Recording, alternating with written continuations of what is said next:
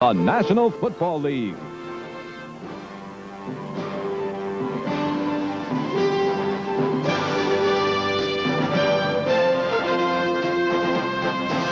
Today from Denver Mile High Stadium, it's the Cincinnati Bengals versus the Denver Broncos. Brought to you by Bud Light. Everything else is just a light. By BMW, the ultimate driving machine. To arrange a thorough test drive, phone your nearest BMW dealer. And by McDonald's. It's a good time for the great taste.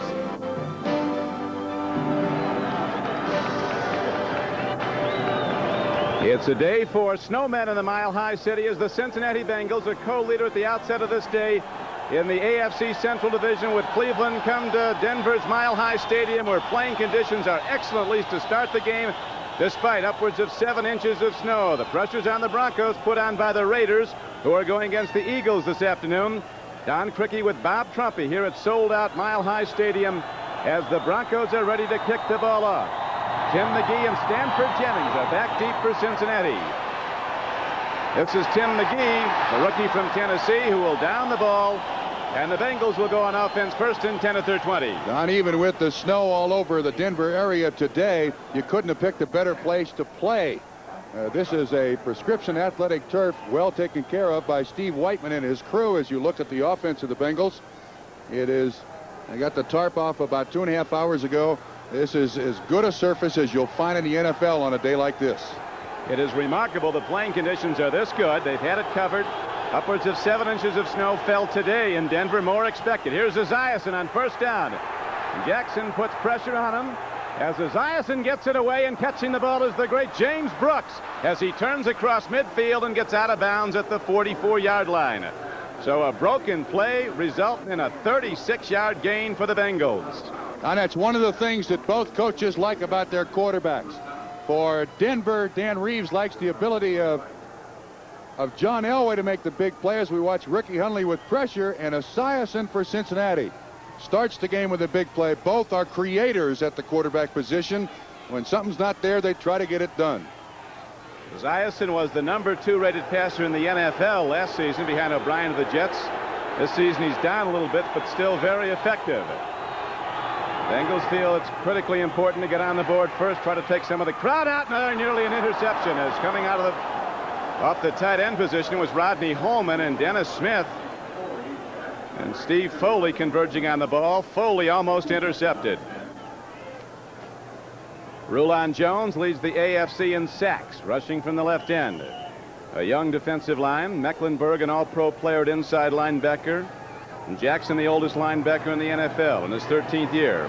Wright, a 5-time all-pro at the left corner, and Mike Harden, the right corner for the Broncos, has scored 3 touchdowns this year.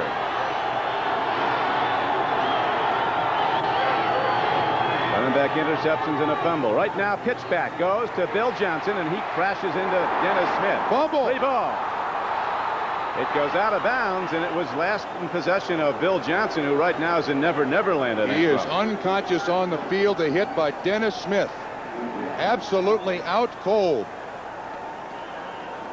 So a break in the action. Bengals keep the ball when we come back to Mile High. From behind the defense, this Denver group under Joe Collier, a great pursuit defense. Watch the hit. Dennis Smith, helmet on helmet with Bill Johnson. He's out before he hits the ground. The ball squirts away, and the new rule in the NFL, it is spotted at the spot where Bill Johnson fumbled it. Correct. Johnson was a great running back in the now-defunct U.S. Football League. Had over 1,200 yards one season running for the Denver Gold at this stadium. And Johnson goes to the sideline now. The Bengals with the ball at the 42-yard line of Denver. Stanley Wilson is in the lineup to replace Bill Johnson. Larry Kennebrew, through the first part of the season, was the starting fullback for the Bengals, biggest fullback in football at 270 pounds, but coughed it up 3 times against Seattle, so he's on the bench. They got to hurry. They only got 6 seconds left on the 30-second clock, Don. Down to 2. They get the snap off, and Esiason takes a deep look as a man open, and diving for the ball at the 31-yard line is Steve Kreider, who goes out of bounds with a reception, and it's a first down for Cincinnati. Ryder hasn't caught many this year. Veteran from Lehigh. That's only his 4th reception. He'd been injured earlier. Sam Weich, now in his 3rd year as head coach of the Cincinnati Bengals. Both these coaches, Dan Reeves and Sam Weich, will go to the bag of tricks. You could see some unusual plays before this one's over. As standard operating procedure, they use a bag of tricks. And they both make them work. They're probably the 2 best teams at the NFL going to gadgets. James Brooks, head down. He was slowed up by outside linebacker Jim Ryan, and Kyle Mecklenburg finished him off. The gain down to the 30-yard line. Really no gain. And so now with 13:40 to play, it'll be 2nd down and long. And this will be an interesting matchup all day long. The Bengals are the best rushing team in the AFC. The Denver Broncos rushing defense 2nd best in the AFC. Anthony Munoz trying to pull up through there, but little or no gain for the Bengals. 2nd and 10. Eddie Brown, deep speed to the near flank. He's running a short pattern.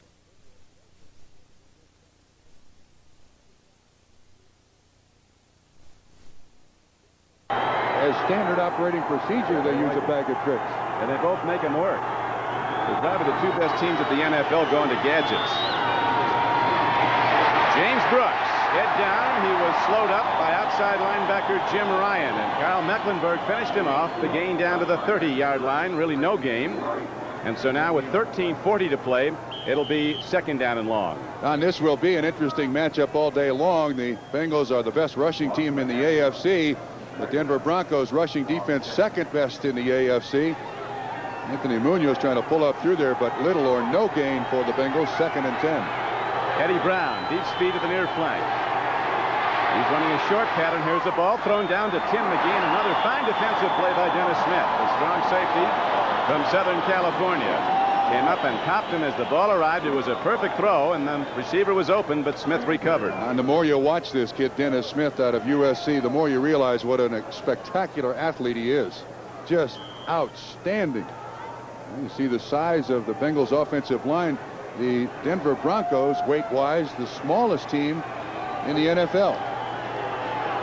And the defensive front of the Broncos is not big.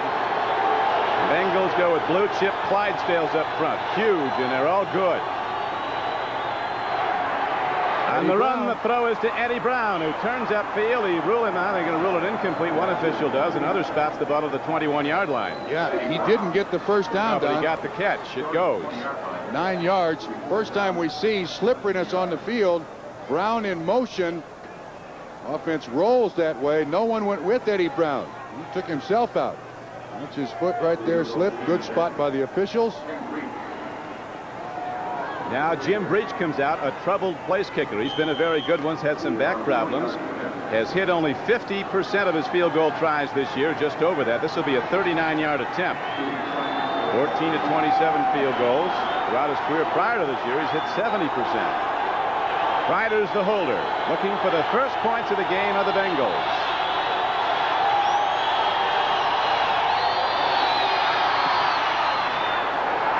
Jim Breach fails to deliver again, so Cincinnati gets the ball downfield but gets no points. And with 13:07 left to play, a timeout, and Denver gets the ball when we come back. Back at Mile High Stadium, Don Criqui with Bob Trumpy as the Broncos have the ball for the first time. John Elway at quarterback. Excellent throwing on the run, as is his counterpart Esiason. Back to a near side screen, and here comes Wilhite. He's across the 25. Free ball. It'll be Denver's. And a penalty marker comes in from the back judge well after the play is over, Trump. And that looked like a clip. I think Reggie Williams got clipped on that screen. This is an excellent screening team, the Denver Broncos. And on a day with inclement weather, this flag's going to be against Cincinnati. That's what Watson's signaling. Just as Wilhite caught that ball, it looked like somebody clipped him from behind. Grabbing the face mask, number 58, defense, 5-yard penalty, first down. Joe Kelly, a rookie linebacker from Washington. There are some finals in. Redskins had a tough time, but they go to 11-2 with a victory over the St. Louis Cardinals today. Buffalo holding to a 3-point lead over the Chiefs at Kansas City. Houston playing the Browns tough. They've gone to overtime at Cleveland Stadium. San Diego has sent Indianapolis down to a 13th consecutive loss. Denny Testaverde says he'll play wherever he's drafted, and he'll be drafted by the Colts. Handoff, straight ahead run, and the Broncos get some good blocking from the right side. Paul Howard and Ken Lanier as Gene Lang takes it out to the 38-yard line. On a first down carry, he got about 5. John Elway, the young firearm quarterback, the whole offense revolves around him. They don't get a whole lot from their running backs. Wilhite's having a good year, running the ball some, catching it a lot, returning kicks. Offensive line, not big, but a very cohesive, well-trained group. They play excellent football together. Don't give up a lot of sacks. It is now second down and a long 4 as they go back to the run. And this time the Bengals, who've been an improving team, Trumpy, in the recent weeks, are showing it here a little bit against the run. Last week they gave up an awful lot of yards in the first half, of Minnesota allowed the Vikings just 48 yards total offense in the second half. Stay primarily with that 3-man front. Good young linebackers. Carl Sanders having a big year. Reggie Williams, the one veteran. Billups, a rookie at cornerback, is the best one-on-one cover in the Cincinnati secondary. Fulcher's a 230-pound strong safety.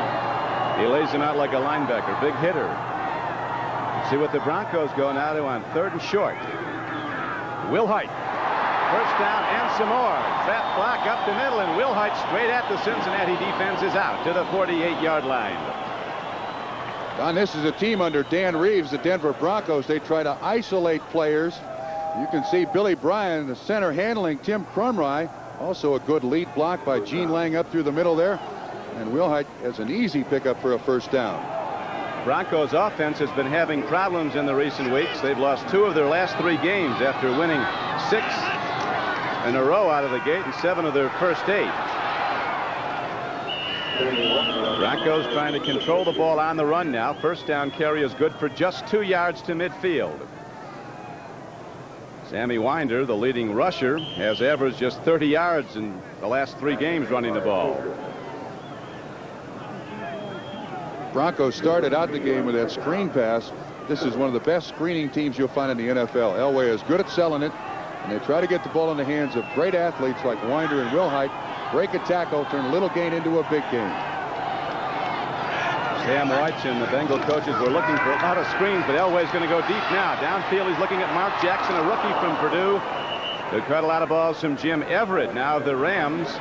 And that'll bring up 3rd down and about 7. This defensive line of the Bengals going to have to put pressure on Elway. He moves probably better than any quarterback in the game today. Does not have to set up to throw it. Sometimes it gets him in trouble, though. John, for his career, has thrown 60 career touchdowns, 61 career interceptions. But he's been the best quarterback in the NFL from a winning standpoint over the past 2 seasons. And since he took over 3 years ago, he's 34-12 as a starting quarterback, 74% wins. Elway with a quick strike up the middle. First down, Denver. They get it down to the 39-yard line. Reggie Williams comes up and makes the pop on Orson Mobley, rookie tight end, and so the Broncos drive on. He's an easy target to find, too, at about 6'5", 255. Reeves runs the H-back offense. That is generally a tight end in motion, so his tight ends are a little bigger than the average run-of-the-mill tight end. They must block first, receive second. Clarence Kay now in the game at tight end, set to the left. First down and 10 for Denver. There's no score in the first quarter on a cold, snowy day in the Mile High City. Back to the trap blocking, and the good run by Wilhite takes it all inside the Cincinnati 35-yard line, where Crumry and Fulcher on the stop. And one of the secrets to that is handling the nose tackle. You see a good job by Bishop standing up Tim Crumry, the nose tackle. That creates the little seam in the defense. That's exactly where the running back went. Wilhite with 14 yards on 2 runs. We're in the first quarter. 8:48 to play in it. There's no score. Bengals drove down their opening possession and missed a field goal.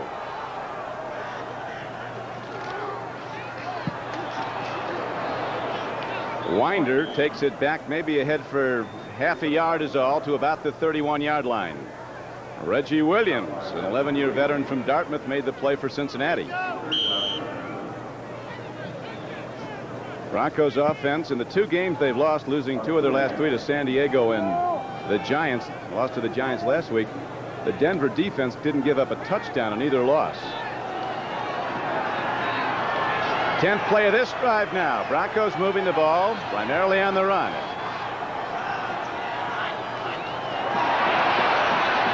No markers as Elway stands in and gets time and hits Vance Johnson, who had the ball, and he's down to the 25-yard line. No catch. Rule it off now. They wave it off.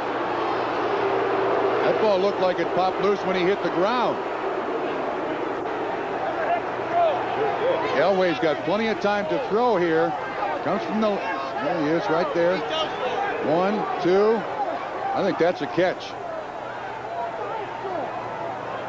We do have the replay official here. Dan Reeves is looking right at that play. Came right at him. One. Rich Carlos, the barefoot kicker who played collegiately at the University of Cincinnati, is on the field now for Denver. Now the umpire says, wait a minute, we're going to take another look. The rule in the NFL is if the second foot comes down and the receiver has clear possession of the football, that is a catch. Jack Reeder from the NFL office, a longtime official, is reviewing the tapes right next to us here. I think you're right, Trump. That's going to go as a catch. He lost the ball when he hit the ground. Jerry Markbart, the referee. Watch that second foot. One knee is just as good as the second foot. The ball comes out as he hits the ground. I think that goes as a catch. The play stands. Incomplete. 4th down. I don't understand. For the life of me, Dan Reeves and I agree. I don't understand. That's as clear, I thought, as you can possibly make it for a reception. Now, in the snow and the cold, Rich Carlos ready to try a 49-yard field goal. He's actually kicking into a swirling wind. Not in there. Oh, got it. Just over. Rich Carlos, who's had some down moments here in Denver, delivers a 49-yard field goal. So the Bengals missed their field goal. Watch how close this ball is to making it. The guy that catches the ball is standing right behind the goalpost, Don, from 49 yards. Yes, sir, it's good. Rich Carlos, barefoot and all, gets the Broncos on the board first. So the Broncos on their first possession go down the field, 11 plays and hit the big field goal, and now Carlos kicks off. Stanford Jennings awaiting the kickoff at the 4. Jennings breaks it as they bust the wedge, and he's out across the 40 and not done till he gets to the 44-yard line. So the Bengals bring it right back on the kickoff return, a 41-yard return. The Steelers have taken the Bears to overtime at Chicago. The Rams have sent the slumping Jets down to their second straight defeat. And New England found a way to come from behind again in the closing moment. So the Jets and the Patriots are tied in the AFC East, both now at 10-3. Washington goes to 11-2. The Bills in Kansas City still fighting it out in the 4th quarter at Arrowhead. Bills with a 3-point lead. James Brooks, who does it all for Cincinnati, but not on that play. As the Denver defense sweeps in, Hundley led the charge, and cornerback Mike Harden was there also. If the Bengals' idea today coming in to play the Broncos was to try to run against them, to this point it has not worked at all. Well, as you know, Trump, the Bengals are the best rushing team in the American Conference, and the Broncos, despite having what's termed an undersized defense, are the best in the conference at stopping the run. So far, Denver's been winning that battle. Esiason with time, lets her go long. Eddie Brown takes it at the 34-yard line. He's in for a first down for Cincinnati. The fleet wide receiver who played in the national championship team with Bernie Kosar at Miami of Florida makes his 43rd reception of the season. Good for a 22-yard Cincinnati gain. Big matchup today. Rulon Jones, 13.5 sacks coming in. Joe Walter, young man with the task of keeping Rulon Jones off Boomer Esiason. That time, Esiason got the ball off, but Rulon was right in his chest. Rulon comes in with 13.5 sacks, number 1 in the AFC through 12 games. Now the Bengals starting to mount a challenge. They trailed Denver 3-0. Stanley Wilson, a quick back as the lone setback. Play fake to him. Esiason gets it to Holman, his tight end, and he's down to the 20-yard line for a 14-yard gain and another Bengal first down. Tom Jackson, the man in coverage, Don, as you mentioned earlier, the oldest linebacker in the NFL, still plays like a pup. I don't know where he gets his energy, but TJ can still cover anybody out there that time. Nice little roll by Cincinnati, and just the foot speed of Rodney Holman was the cushion that Boomer Esiason needed for the completion. 14th season for Jackson. Loves to play the Raiders. Does he play them at Mile High or the Coliseum or in a parking lot? Like to play them every week. Most would not. 5:30 to go. First quarter. Snow and cold at Mile High. Broncos lead 3-0. Bengals are driving, and here's the very quick Stanley Wilson from Oklahoma, driving into the end zone for a touchdown. What happened? Stanley Wilson, a comeback story from drug rehabilitation. He has played some tremendous football for Cincinnati, and Wilson scores his 6th touchdown of this season, really taking the Bronco defenders with him into the end zone. Well, they ran right at Rulon Jones, and he was through there so quickly it looked like somebody missed an assignment or slipped, but nobody did. Offensive right side of the Bengals, Joe Walter, Max Montoya, Remington up front, got the job done. And so the Bengals get down the field, and with 5:19 to play, they take the lead 6-3. By that time, the #1 rushing offense in the American Conference breaks through the best at stopping the run. Jim Breach hits the point after, and it's a 7-3 game. The Bengals are in the lead, and they'll kick it off when we come back. We can see what happened. Watch 98, Ricky Hundley, the middle linebacker. This is an even defense. You see James Brooks go in motion. We'll show you the replay in just a second after the kickoff. Back to live. Here's the kickoff. Ken Bell, a rookie from Boston College, breaks it up the middle for Denver and gets the ball out to the 36-yard line. Carl Zander brought him down. Back again to the touchdown. Watch 98. When Brooks goes in motion, Ricky Hundley stays there. You'll see a double and rub. Joe Walters comes out. Hundley stops. Stanley Wilson, a 20-yard touchdown run. That's the first rushing touchdown the Broncos defense has allowed in the last 5 games, Don. We're getting into some high-tech football now. Double and rubs. Oh, double and rub. That goes back to Vince Lombardi. Double and rub worked it in. Stanley Wilson was in on the payoff end. It's now a 7-3 game Cincinnati. Broncos with the ball. 7 inches of snow earlier today. The field was covered and is in excellent condition. Pitch back to Wilhite. And he turns the corner. And Gerald Wilhite is all the way down inside the 45-yard line and down to the 44. Fulcher finally makes the tackle after a 22-yard gain. Turnabout fair play. Almost the identical sweep. See, Winder on the lead block. Nobody touches Wilhite. He gets to the corner. Joe Kelly, 58 of the Bengals, gets captured inside. Big pickup by the Broncos, who are running the ball well today. I'm sure that's exactly what Dan Reeves wanted. Wilhite is a former #1 draft choice. He had some unproductive years. This season he scored 8 touchdowns, 5 running the ball and 3 receiving. He's gained 36 yards today on just 3 carries.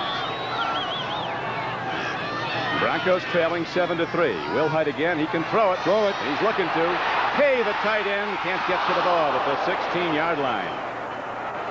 Clarence Kay was fined for forgetfulness. Some pretty big fines. He was forgetting to come to practice. In overtime, the Bears go to 11-2 as they beat the Pittsburgh Steelers 13-10. Buffalo makes it final. Bills win their 4th game, beating Kansas City. On the road, too. Nice, that's right. They would have tied the record or broken the record for losses on the road. Marv Levy, the new Buffalo coach, going back to beat the team that fired him. Raiders out in front of Philadelphia, and Atlanta surprise leader over the Dolphins at Miami. Elway on 2nd and 10. A fastball that's off the shoulder pads of Vance Johnson. Well, that ate him up. That's one thing about John Elway. Throws the ball so incredibly hard that the receivers have to be ready.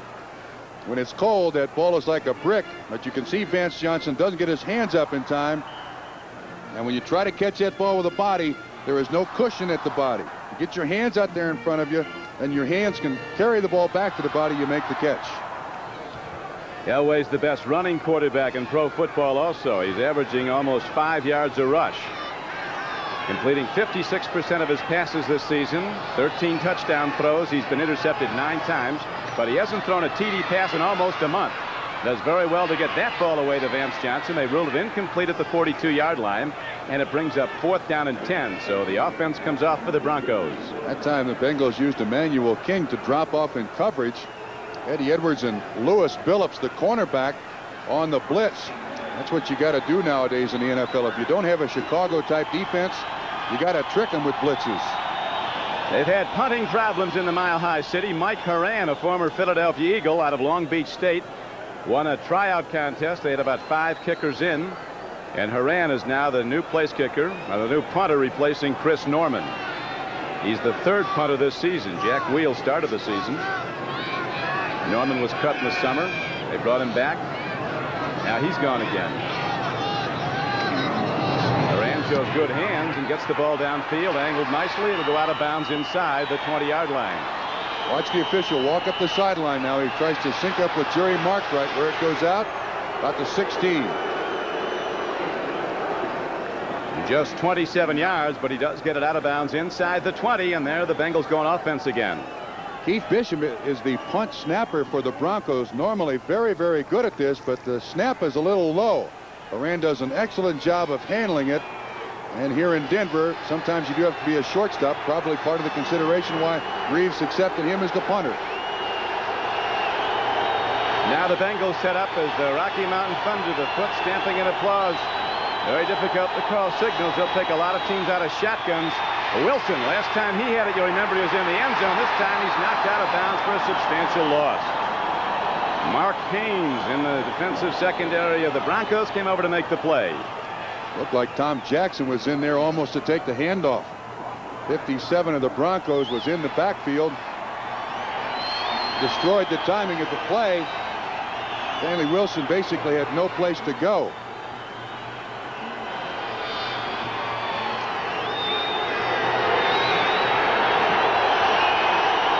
We could get a lot more snow as this game wears on.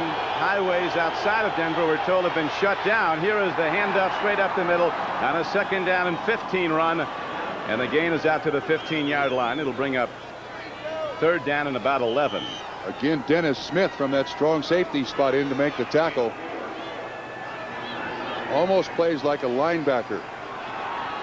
One of the toughest hitters I've ever seen in the game, along the lines of Billy Thompson. Used to play strong safety here for Denver. Joe Collier, defensive coordinator. 3rd down for the Bengals. The big left-hander needs 11 on this throw coming up. James Brooks will be a lone setback. 4 wideouts in the game. Big rush. And Esiason's got room to run. Mark Haynes has a play on him, but too late, and it looks like he's got the 1st down. Very close. Very yeah, close. It could be. Now it looks like they're spotting it short now. An 11-yard run. Looks like he's just short, or is now might have it. We'll have to wait for the measurement. Don, you understand, though, that on game day they have markers on both sides of the field, but the near side marker is official. The far side marker is just so that the fans can see where the 1st down marker is. You can see where that orange stripe is. That's the 1st down marker, but that's unofficial. They'll measure. More importantly, so the players can see where the 1st down is. True. Very true.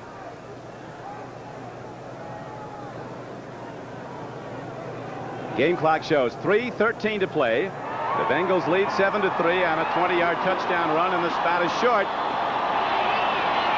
Stanley Wilson scored the touchdown for Cincinnati after the Broncos had taken a 3-0 lead. See where his left foot is? Obviously out of bounds there.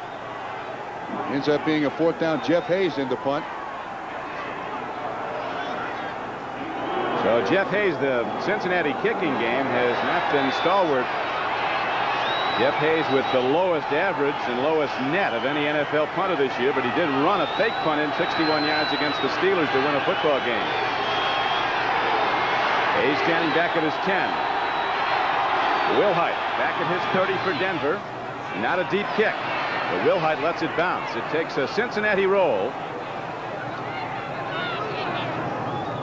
And there's a penalty marker down also at the line of scrimmage.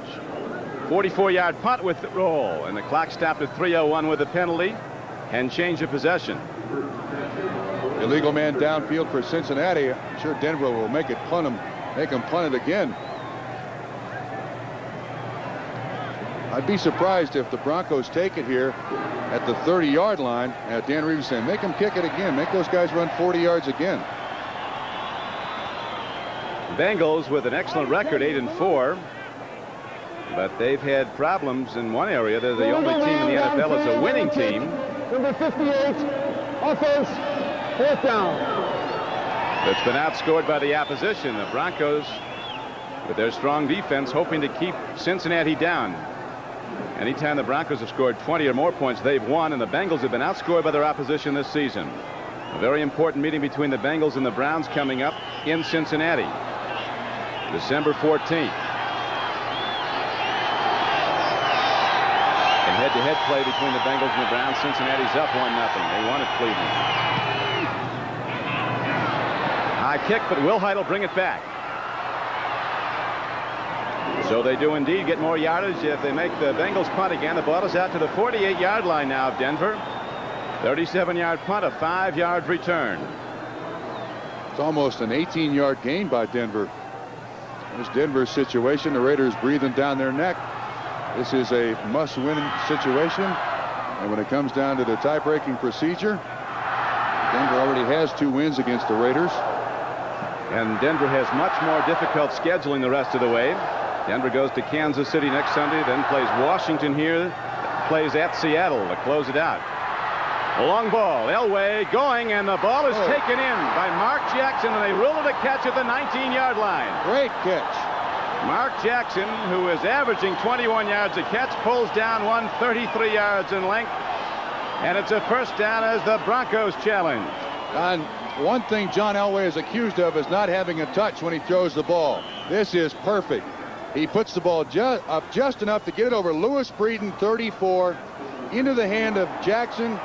33-yard reception. That's an outstanding pass and catch. 26th catch of the year for the rookie from Purdue. Not big, 5'9", but very fleet. As you saw there, he had 2 steps on the defender, and now the Broncos trailing 7-3 challenge. First quarter. Green. Wilhite. Down to the 15, maybe the 14-yard line. Got close to 5.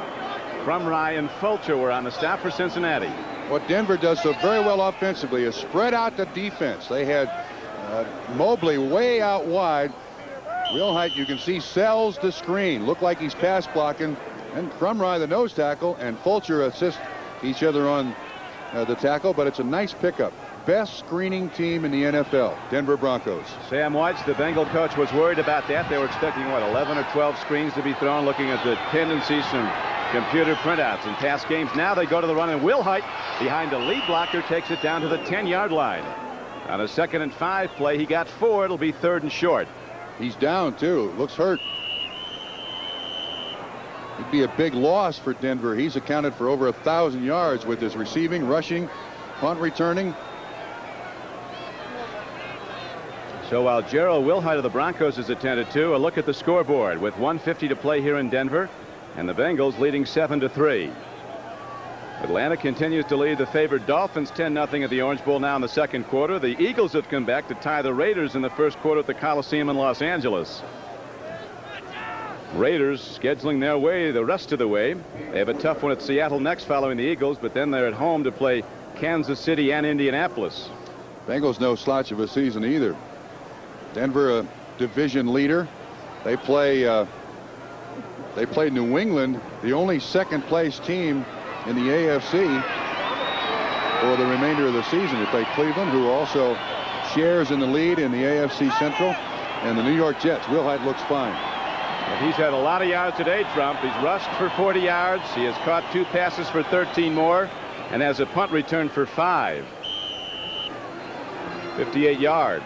Offense and return yardage for Gerald Wilhite, who leads the Broncos, you're pointing out, with over 1,000 for the year.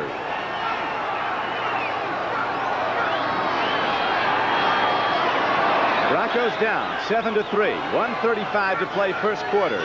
Elway's not thrown for a touchdown in almost a month since the November 2nd game against the Raiders at Los Angeles. Going to the run to Gene Lang, and Crumry knocked it down. The nose tackle is the best defensive lineman this season for Cincinnati. They're making those hits count. These guys are slow getting up. Now it's just a matter of the spot. Jerry Markbright again brings in the chain. Looks ever so slightly short.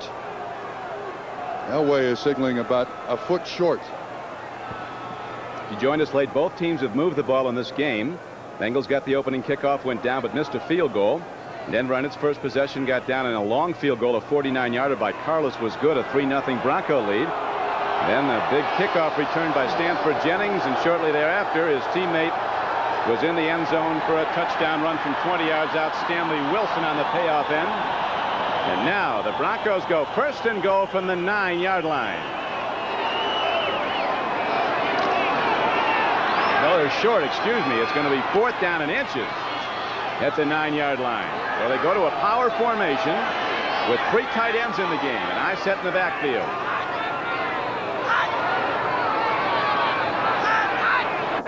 They're trying to draw him off. And he got it that time. He got it. Now, while we have a moment, let's go to NFL 86 and Ahmad Rashad. Ahmad?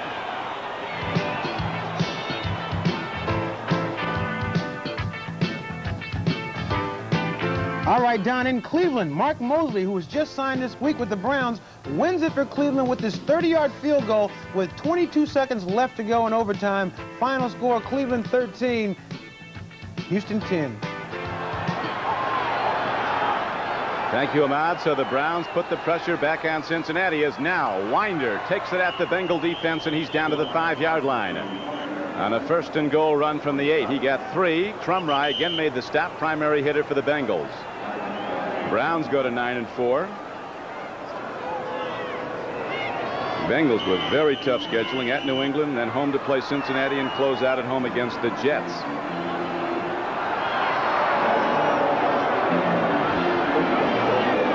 Will Height, we're told, has a bruised right knee, but he is expected to return to the game.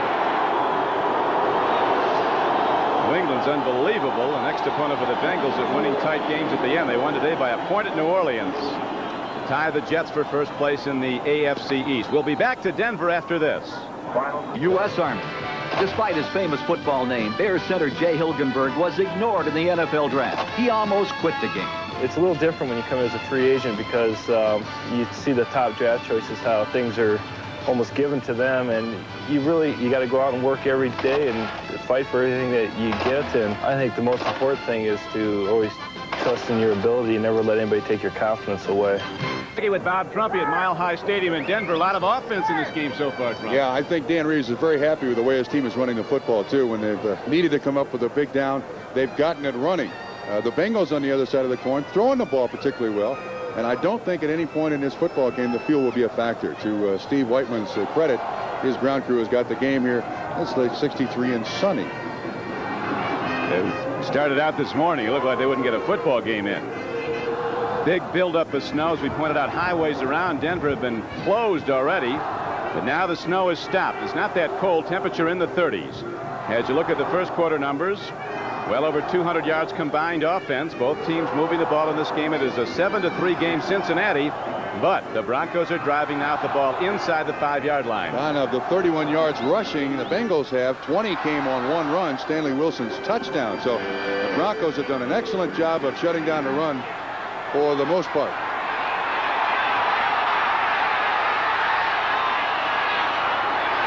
Denver with a spread formation. Elway pumps it, throws it, touchdown Broncos. Coming out to the near flank and moving with the ball is Vance Johnson, and Mark Jackson right with him. He took a defender with him, did Jackson, and Vance Johnson was open for the strike by Elway. His first touchdown pass since November 2nd.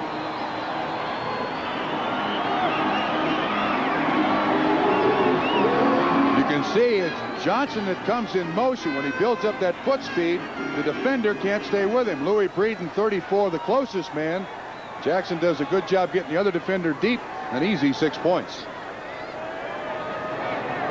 So now with the Broncos taking the lead for a second time, Carlos hits the point after to make it a 10-7 game, but there's a penalty marker down at the line of scrimmage. Touchdown throw by John Elway. Here was his last previous one at the Coliseum in Los Angeles against the Raiders on November 2nd. been a long time. Taking a lot of heat here in Denver.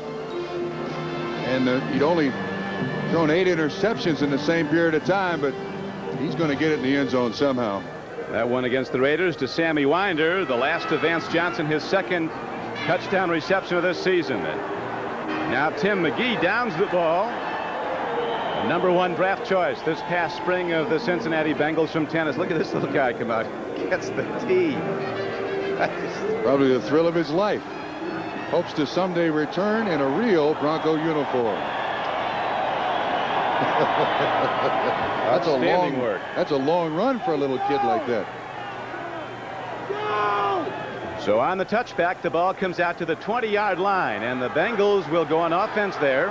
They trailed 3-0, led 7-3. Now they trail 10-7 with 14:50 to play in the first half.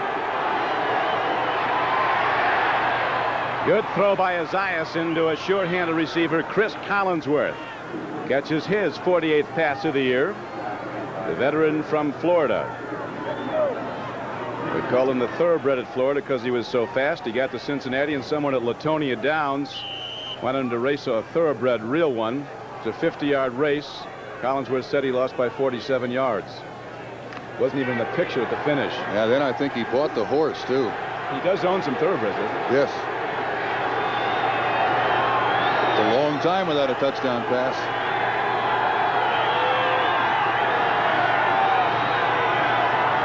Esiason can get it downfield in a hurry. He's got the long arm to it. Here is Stanley Wilson. They key on him after earlier in this game, you'll remember, Stanley Wilson broke one up the middle for 20 yards and a touchdown. Tell you, Broncos, this is a movement defense. Watch Hundley from the inside. He reads the sweep immediately, trying to get out there. Excellent block by James Brooks, but he's still there to assist on the tackle along with Tony Lilly. This is a great pursuit defense. That's the entire design by Joe Collier, and they get it done. A surprise at the Coliseum in Los Angeles with the Eagles down 7-0 to the Raiders have now rallied for 13 points to take a 6-point lead. That'll be well received. That news here in Denver. Broncos with just a 1-game lead now over the Raiders. A throw and a catch goes to Rodney Holman, and the big tight end is across the 40. He has a first down. Very difficult pass for a left-handed quarterback to throw. Rolls right. Then sets up, throws it back left. It ends up being an 11-yard pickup. There's a lot for Boomer Esiason to do here. Holman kind of gets lost in the shuffle. Another bag of tricks play by Sam Weich. It works. Esiason has passed for 115 yards so far in the game. It is 10-7. The favored Broncos are in the lead.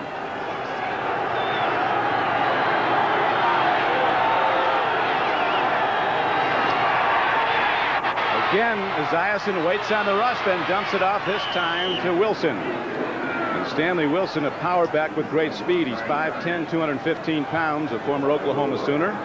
Gets ahead for a gain of about 8 yards. It'll be 2nd down and 2. Wilson looks like he may have gotten kicked in the face, a gash of some sort. And Larry Kennebrew comes in the ball game. This is the way they... That's ominous. The division of doom. Dan Reeves had great success against the AFC Central. Under Reeves, the Broncos are 10-1 against opponents in that division. Watch Kennebrew. He's had a penchant for fumbling, Don. Biggest fullback in the game. Here's a free ball. Esiason falls on it, and it'll be 3rd down and 2. Bengals fortunate there to beat the Bronco defenders to the ball. Esiason Kennebrew against Seattle 3 times fumbled the football, but this was on Esiason. Able to maintain possession, very lucky. Broncos are tough to beat in this stadium. And right now the Bengals are trailing Denver 10-7. Broncos have won 24 of their last 28 games at Mile High. The last time they played it, they beat Kansas City. Prior to that, though, they were beaten 9-3 in a major upset by San Diego. They got to hurry. Wilson breaks it, and he almost goes the distance. He might. He's a load. Stanley Wilson gets it inside the 25-yard line. 28-yard run by Stanley Wilson. This is the best rushing offense in the AFC, and for the most part, Denver's done a great job of shutting them down. But they have allowed in short yardage situation now 2 big plays. See Wilson, a missed tackle there by Rick Hundley, and he runs by 22 Tony Lilly. Ends up being a 28-yard pickup by the Bengals. An excellent block front by Brian Blados, hit his primary man and then screened Ricky Hundley off the play, and that really sprung Wilson around the corner. Stanley Wilson with 46 yards and 5 carries, 1 for 20 yards, and the Bengals only score. It's a 10-7 game Denver. James Brooks goes right up the middle and takes it inside the 10 and down to the 5-yard line. So this top defense in the conference against the run is getting busted wide open by that huge offensive front of Cincinnati. 18-yard pickup. He's the second leading rusher in the AFC behind Kurt Warner. And I think Colorado went in to play the nose tackle there. This is just a straight ahead play. Good lead block by 28 Kennebrew. Dennis Smith misses James Brooks, 49, very unusual. Dennis Smith, one of the most sure-handed tacklers you'll find in the game. That's a run of 28, a run of 18 on 2 successive plays. Esiason goes to Kennebrew in the big back. Head down, takes it in on the payoff end. Larry Kennebrew, and the Bengals have the lead for a second time. 9:20 to play in the first half. And Larry Kennebrew, who weighs somewhere between 265 and 280 pounds. Tell you, every meal for him, it's like he's going to the chair. He gets it all. You can see Louis Wright saying, uh-oh, what have I got myself into here? Kennebrew is about 9 rooms deep in Sam White's doghouse. He just moved up to room 8. It's amazing how quickly he can gain weight. Just looking at ads in the newspaper, he gains weight. Now the point after attempt by Jim Breach is on the way and through the middle, and so at 9:20 to play in the first half, the Cincinnati Bengals take the lead for a second time. It's a 14-10 game. Cincinnati Bengals with a high-power offense just went 80 yards in 8 plays. Larry Kennebrew in for the touchdown, and now the Bengals lead for a second time, 14-10 with 9:20 to play in the first half. A wild game at the Coliseum in Los Angeles. 2 punt returns for touchdowns in that game between the Raiders and the Eagles, where the Eagles lead Los Angeles 13-7. Ken Bell will not bring it out, and the Broncos will start first and 10 at their 20.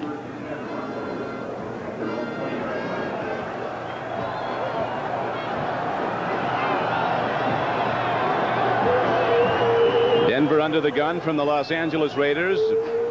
A game of momentum. The Jets with a 10-1 record and now beaten badly their last 2 games, scoring just field goals in a rout loss at Miami, a 45-3 loss, and only a field goal today as the Jets were beaten 17-3 by the LA Rams in the Meadowlands of New Jersey. And with another close win for New England, there's a tie in the AFC East at the top. Looks like another screen here, Don. Winder, his wisdom, both hands on the ball. Taking it right at the Cincinnati defenders. Crumry again was on the stop. And once again, Orson Mobley lined up way out wide. Last time they ran that formation, that's when they ran the screen. You can see they do an excellent job of rolling out number 70, Scow. Running back right up through there for about a 5-yard gain. John Elway does not have happy memories, as you know, Crump, of the Cincinnati Bengals. Last time he played against him, he went out with a shoulder injury, and Ross Browner got him. Now it's 2nd down and 5. Elway with a nice throw to Watson downfield out to the 37-yard line. It's a first down, Denver. Watson, who hasn't caught a lot of balls, only 3 receptions in his last 4 games leading up to this one, makes a first down catch of 12 yards. He runs an excellent pattern here. The ball is thrown before Watson turns around. Lewis Breeden in coverage 34. Elway's got a man firing right at him on the blitz. Stands right in there and makes the completion for a first down. That's just beautiful. When it works like that, where the coaches draw it up, it's almost unstoppable. Elway's coming off a tremendous game against the Giants, albeit a losing effort for Denver, when he recorded career highs in completions and rushing yards. He led Denver in rushing last week at 51. Now working hard upfield on a first down carry out to the 41-yard line is Sammy Winder. He'll bring up a 2nd down and 5, 2nd and 6. Outside linebacker Reggie Williams responsible for pursuit. Once he sees where the play goes, laterally across the line of scrimmage, there to assist on the tackle on Sammy Winder, a pickup of about 3, 2nd and 7. The snow, which was very heavy earlier today, has lessened now. In fact, it stopped altogether. Playing field in excellent condition.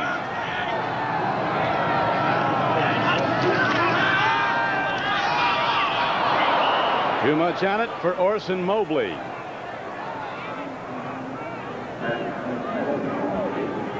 In that Philadelphia Raider game, Garrity ran back a punt for the Eagles. Fulton Walker ran one back 70 yards for the Raiders. And Philadelphia is holding to a 13-7 lead over the heavily favored Raiders, and an equally big upset in the offing, perhaps at the Orange Bowl, where Atlanta continues to lead Miami 10-0.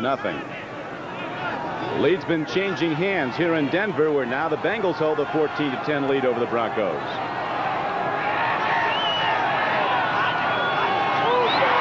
Replay. Crumry left early. 3rd and 6, no gain but a marker down. That's going to be on the defense, so it's going to be 3rd down and 1. They'll take the penalty for sure.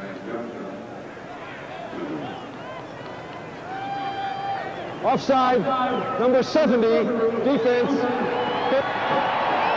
Jim Scow, pass rusher for the Bengals. He's lined up closest to the football. All he's got to do is watch it.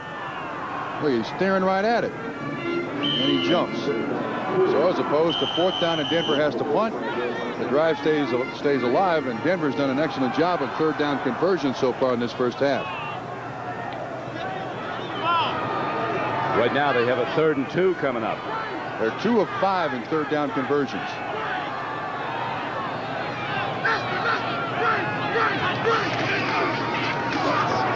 Wilhite breaks it. 1st down and more. He's to the 46-yard line of the Bengals. Gerald Wilhite, a quick 5'10", 200-pound runner, breaks it. 3rd and short, and the Broncos get 4 new downs. Excellent lead block by Winder. He gets into Louis Breeden, and there's the alley. Wilhite with good speed, now obviously recovered from that bruised knee. Big 1st down pickup. Drive stays alive for Denver, so that offsides, that encroachment by Scow, keeps this drive alive.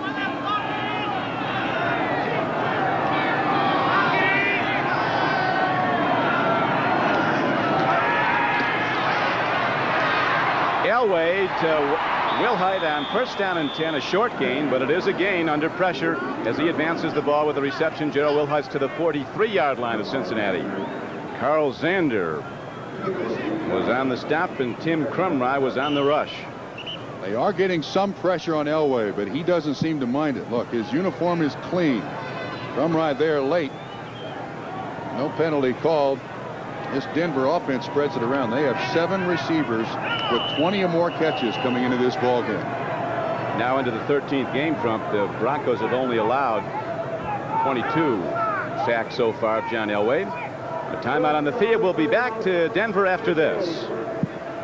High Stadium, the Cincinnati Bengals lead the Denver Broncos 14-10, and the Bengal offense, Bob Trumpy's been doing a good job breaking some big plays against a very good defense. Yeah, but Don, I'll tell you, big games against big opponents come down to little plays, and that offsides by Jim Scow extended this drive now for Denver. Denver now has an opportunity to really take advantage of the mistake by the Bengals, and when you play great teams, division leaders, you can't make those mistakes. Now the Broncos go to the shotgun. 2nd down and 7, ball position, 43-yard line. A blitz is picked up. They got Fulcher, the strong safety, who was coming. And Mark Jackson makes another terrific play for the Broncos. The rookie pass catcher plants both feet, takes the ball in, 16 yards, and a 1st down for the Broncos. And the secret is he catches it with his hands. Now the Bengals come with a blitz. They're taking a chance. Elway has a 2nd to set up, and that's all he needs. You see the hands catch. Ray Horton, number 20, the closest man in coverage. Again, perfect timing on the pass. Ball thrown before the receiver looks. The defender can't stop it. Temperature in the mid-30s. As Elway, with that lightning throw, this time dumps it off, goes to Sammy Winder, putting on moves and pays the price as a linebacker pulls up from the zone to make strike on him. Carl Zander and Joe Kelly, the inside backers, both got him. But there's a gain on the play of about 7 yards as the Broncos now mounting a challenge to perhaps take the lead back. And I never thought these two teams would have a seesaw battle. One take the lead, the other one take the lead. Back and forth now, 14-10, 24 points scored. Obviously the weather's not bothering them. They're into the game now, probably very comfortable out there, temperature-wise. Watson, who has been a great deep receiver for Elway, but not much in recent games, is on the near flank. Lower portion of your screen. Winder on a draw. The Bengals wait for it on 2nd down and about 4. They make the stop short of the 1st down. Fulcher, a huge, strong safety of 230 pounds, stopped the run. Again, we'll feature Bryant and Bishop, 64 and 54, dealing with Crumry. He gets double teamed all day long, Crumry does. Bishop, one of the outstanding guards in the NFL, gets very little attention. Crumry, same is true as a nose tackle. Broncos come in 9-3, but they're still smarting from an 11-5 finish a season ago when they failed to make the playoffs. 10th play of this drive coming up. 3rd down and a long 2. Jackson. Elway going for it all, has a man, it's caught for a touchdown. And again, Mark Jackson comes down with the ball this time for his first touchdown reception in the NFL.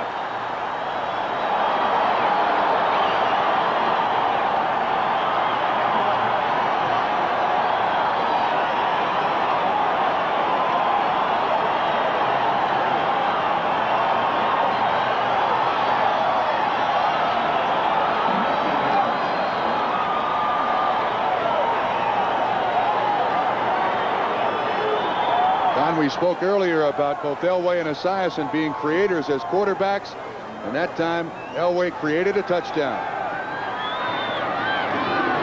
Now Carlos barefoots the point after it.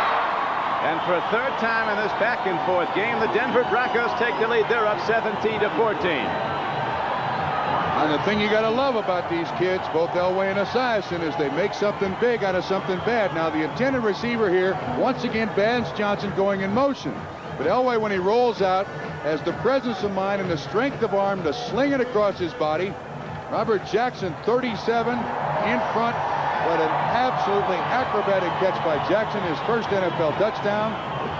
The position of quarterback has changed so much.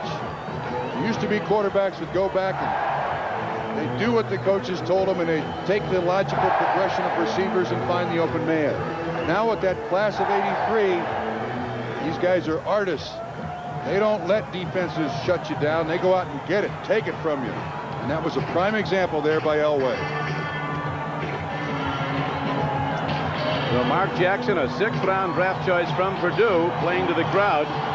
He likes all this. He's been here before in that end zone. It's not in Mile High, but he has been at Ross-Ade Stadium, home of the Boilermakers, with Jim Everett on the throwing end. Another sustained drive where you've had both teams pull a nose off today, an 80-yard drive in 10 plays, and now it's a 17-14 game, Denver. Rich Carlos hits the ball hard downfield. McGee loses it. He's got it. That's a muff. He can down the ball. That's right. That's a touchback. Very smart by McGee. Impetus of the ball carried into the end zone on a kick.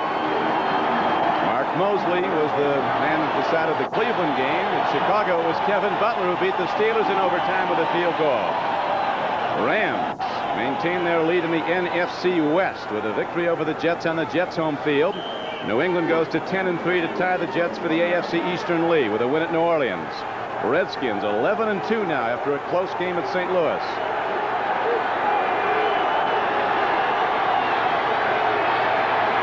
Esiason out-patterned to Holman as tight end. And they'll rule him out of bounds at the 26-yard line. 2nd down and 4 coming up.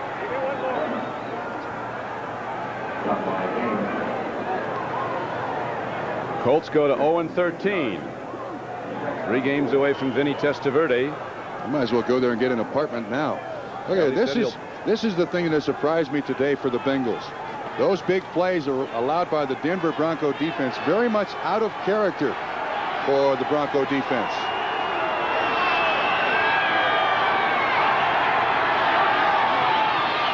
Esiason on 2nd and 4. Beautiful throw to Brooks, who loses the ball, turning James Brooks, an all-purpose back from Auburn, who's been a spectacular player for Cincinnati.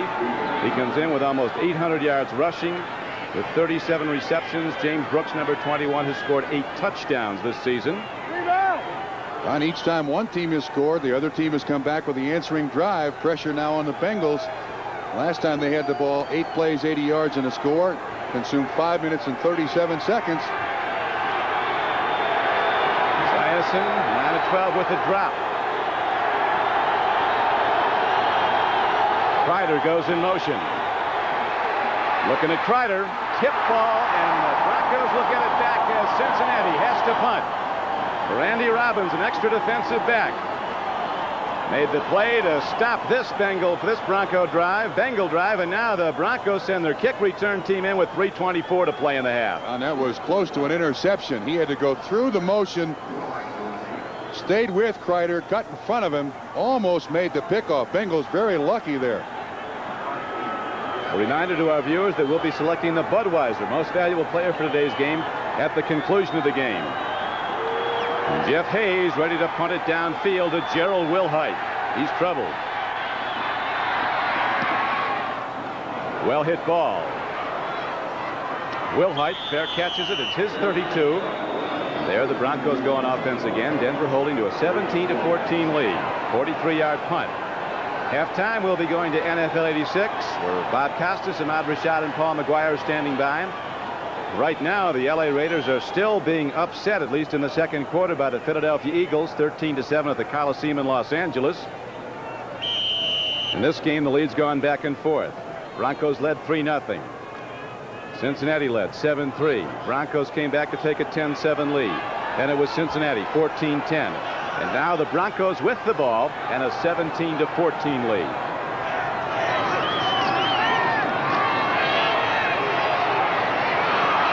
Out pattern to Winder, and Sammy Winder's going to be very close to a first down. Lewis Breeden covering on that side made the play, but 9 yards downfield.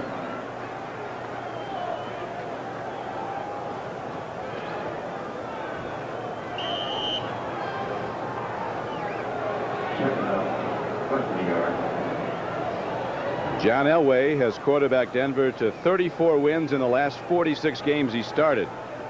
Has been the winningest starting quarterback in the NFL over the past 3 seasons, John Elway.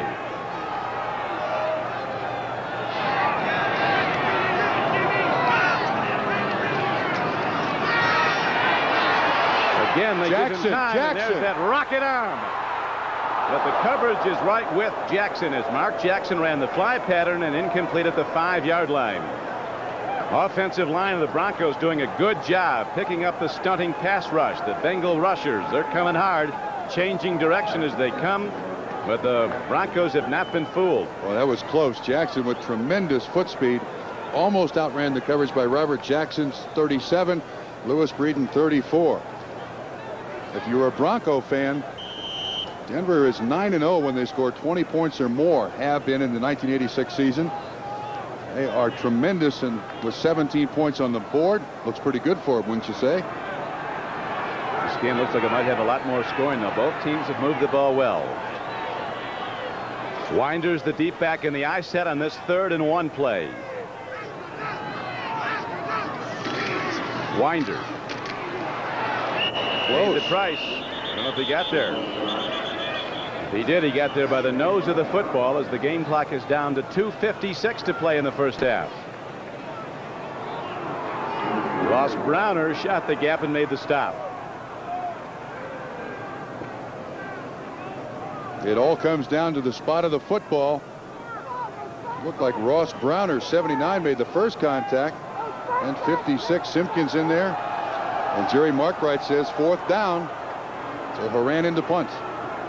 So the replay shows how they stopped it. Our producer today for NBC Sports is George Finkel. Our director Richard Klein. We're down to 2:50 and running. The Broncos ready to punt the ball. They're holding to a 17-14 lead. In the local papers, Denver came in as an 8-point favorite.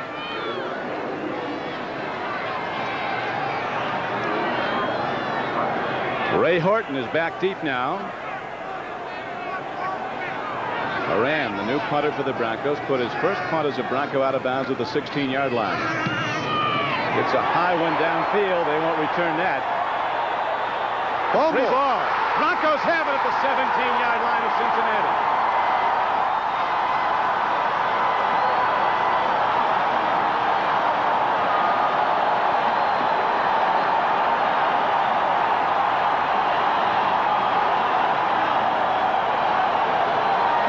Simon Fletcher, a rookie from Houston, a defensive end, who's one of the fastest players on the Denver team. Down to recover it as Horton just let it tear him off his chest. Moran kicked that ball into the wind. And I think it surprised Ray Horton. He had to back up on it. That's the worst thing a punt returner can do. The first turnover of the day for the Denver Broncos. Broncos going with double tight ends. One wide receiver, Watson. Wilhite takes it at the Bengals. He's down to the 11-yard line of Cincinnati. As you see the game clock wind down to the 2-minute warning. Now's the time for Denver to take advantage of that defense. They just came off the field. And oh no, from the sideline, walk out there. Broncos got a chance to put that 20th point on the board. So the Broncos challenge for another score, and we'll be back after this. This has been the history of the Broncos, Don. Have the defense turn the ball over for you and give the offense a short field to score. Historically, under Joe Collier and all the rest of the head coaches that the Broncos have had, that's the way they like to play football. You can see the mistakes they've made. John Elway has come out of his touchdown pass slump today, had not thrown one since November 2nd, almost a month. He has 2 TD throws today, and he could be going for a third right now. It is 2nd down and 4. To the run instead to Wilhite over the top, and he takes it down close to the 7-yard line where he had to go. As the game clock winds down, as you see, to 1:50 in running. Zander, a big linebacker from Tennessee, filled and made the hit.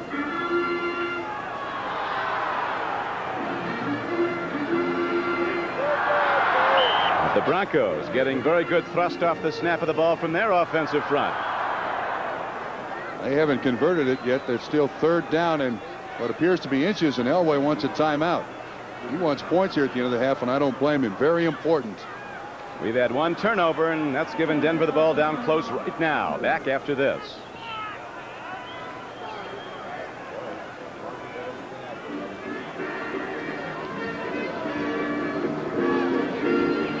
John Elway coming over for some sideline counsel with Dan Reeves, the winningest coach in Denver Bronco history, now in his 6th season. He's been to the big game 5 times to the Super Bowl as a player or coach. Of course, was with the Cowboys for 16 years as a player and later a coach. The Broncos last week shortened their offensive game plan. It pleased John Elway to no end. They performed offensively an awful lot better. Elway had season high 336 yards passing, was 29 of 47. Those are both career high numbers. A choice now for Dan Reeves to make sure you get the first down, and then you're going to be 1st and goal. You got 2 timeouts left. I go for the first down here. They've been packing Mile High for 17 straight seasons now. It seats 76,332, and there's about 60,000 people on the waiting list. They like the Broncos.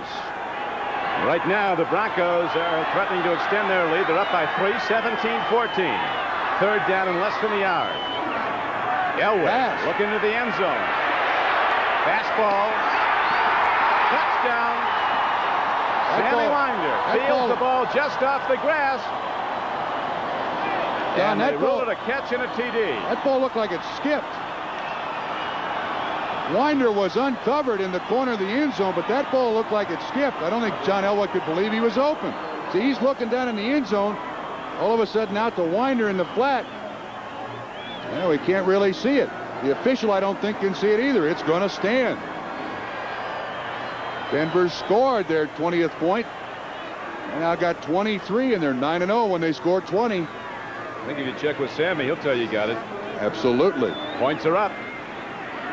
Now 23-14 game, a 24-14 game. So the fumble is expensive for Cincinnati. They trail. This is Don Crickey with Bob Trumpy back at Mile High Stadium. There is Sammy Winder, who just got in the end zone on the touchdown throw from John Elway. Elway's 3rd TD pass of this day. as Sammy Winder now helps the Broncos extend their lead to 10 points. A very expensive fumbled punt by Ray Horton of the Bengals. Winder has now scored 10 touchdowns.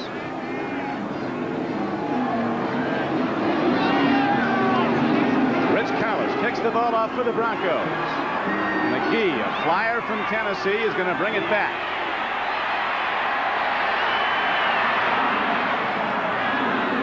He gets a crack, he's gone. But good special teams coverage by the Broncos shuts him down. And now let's see what Esiason can do, Trump, with 1:13 to play in the half. Two things have happened in the latter stage of this second quarter. A penalty on Jim Scow extends the drive for Denver, and they score. And then the fumbled punt return by Ray Horton, and the Broncos score. Probably the most opportunistic football team in the NFL, the Denver Broncos. Our NBC statistician Ross Schneiderman pointing out the Broncos are 9-0 this season when they score 20 or more points. The Broncos have 24 today in the first half. But Cincinnati can strike with a lot of offense also, but not here as James Brooks tries to turn the corner. And Mike Harden, cornerback, runs him out, so does Steve Wilson. Interesting call, down by 10 points with 1:06 to go in the first half. I think the Bengals trying to catch Denver in a prevent defense and break James Brooks. Broncos read it well there to knock him out of bounds. Sam White saw that fumbled punt right in front of him, and it was critical, at least at this point in the game. Bengals, the only winning team in the NFL who have allowed more points than they've scored during the entire season. They've been winning close games. Throw and a catch. Penalty markers down as Collinsworth gets ahead on 2nd down and 13 for a first down, but it might come back.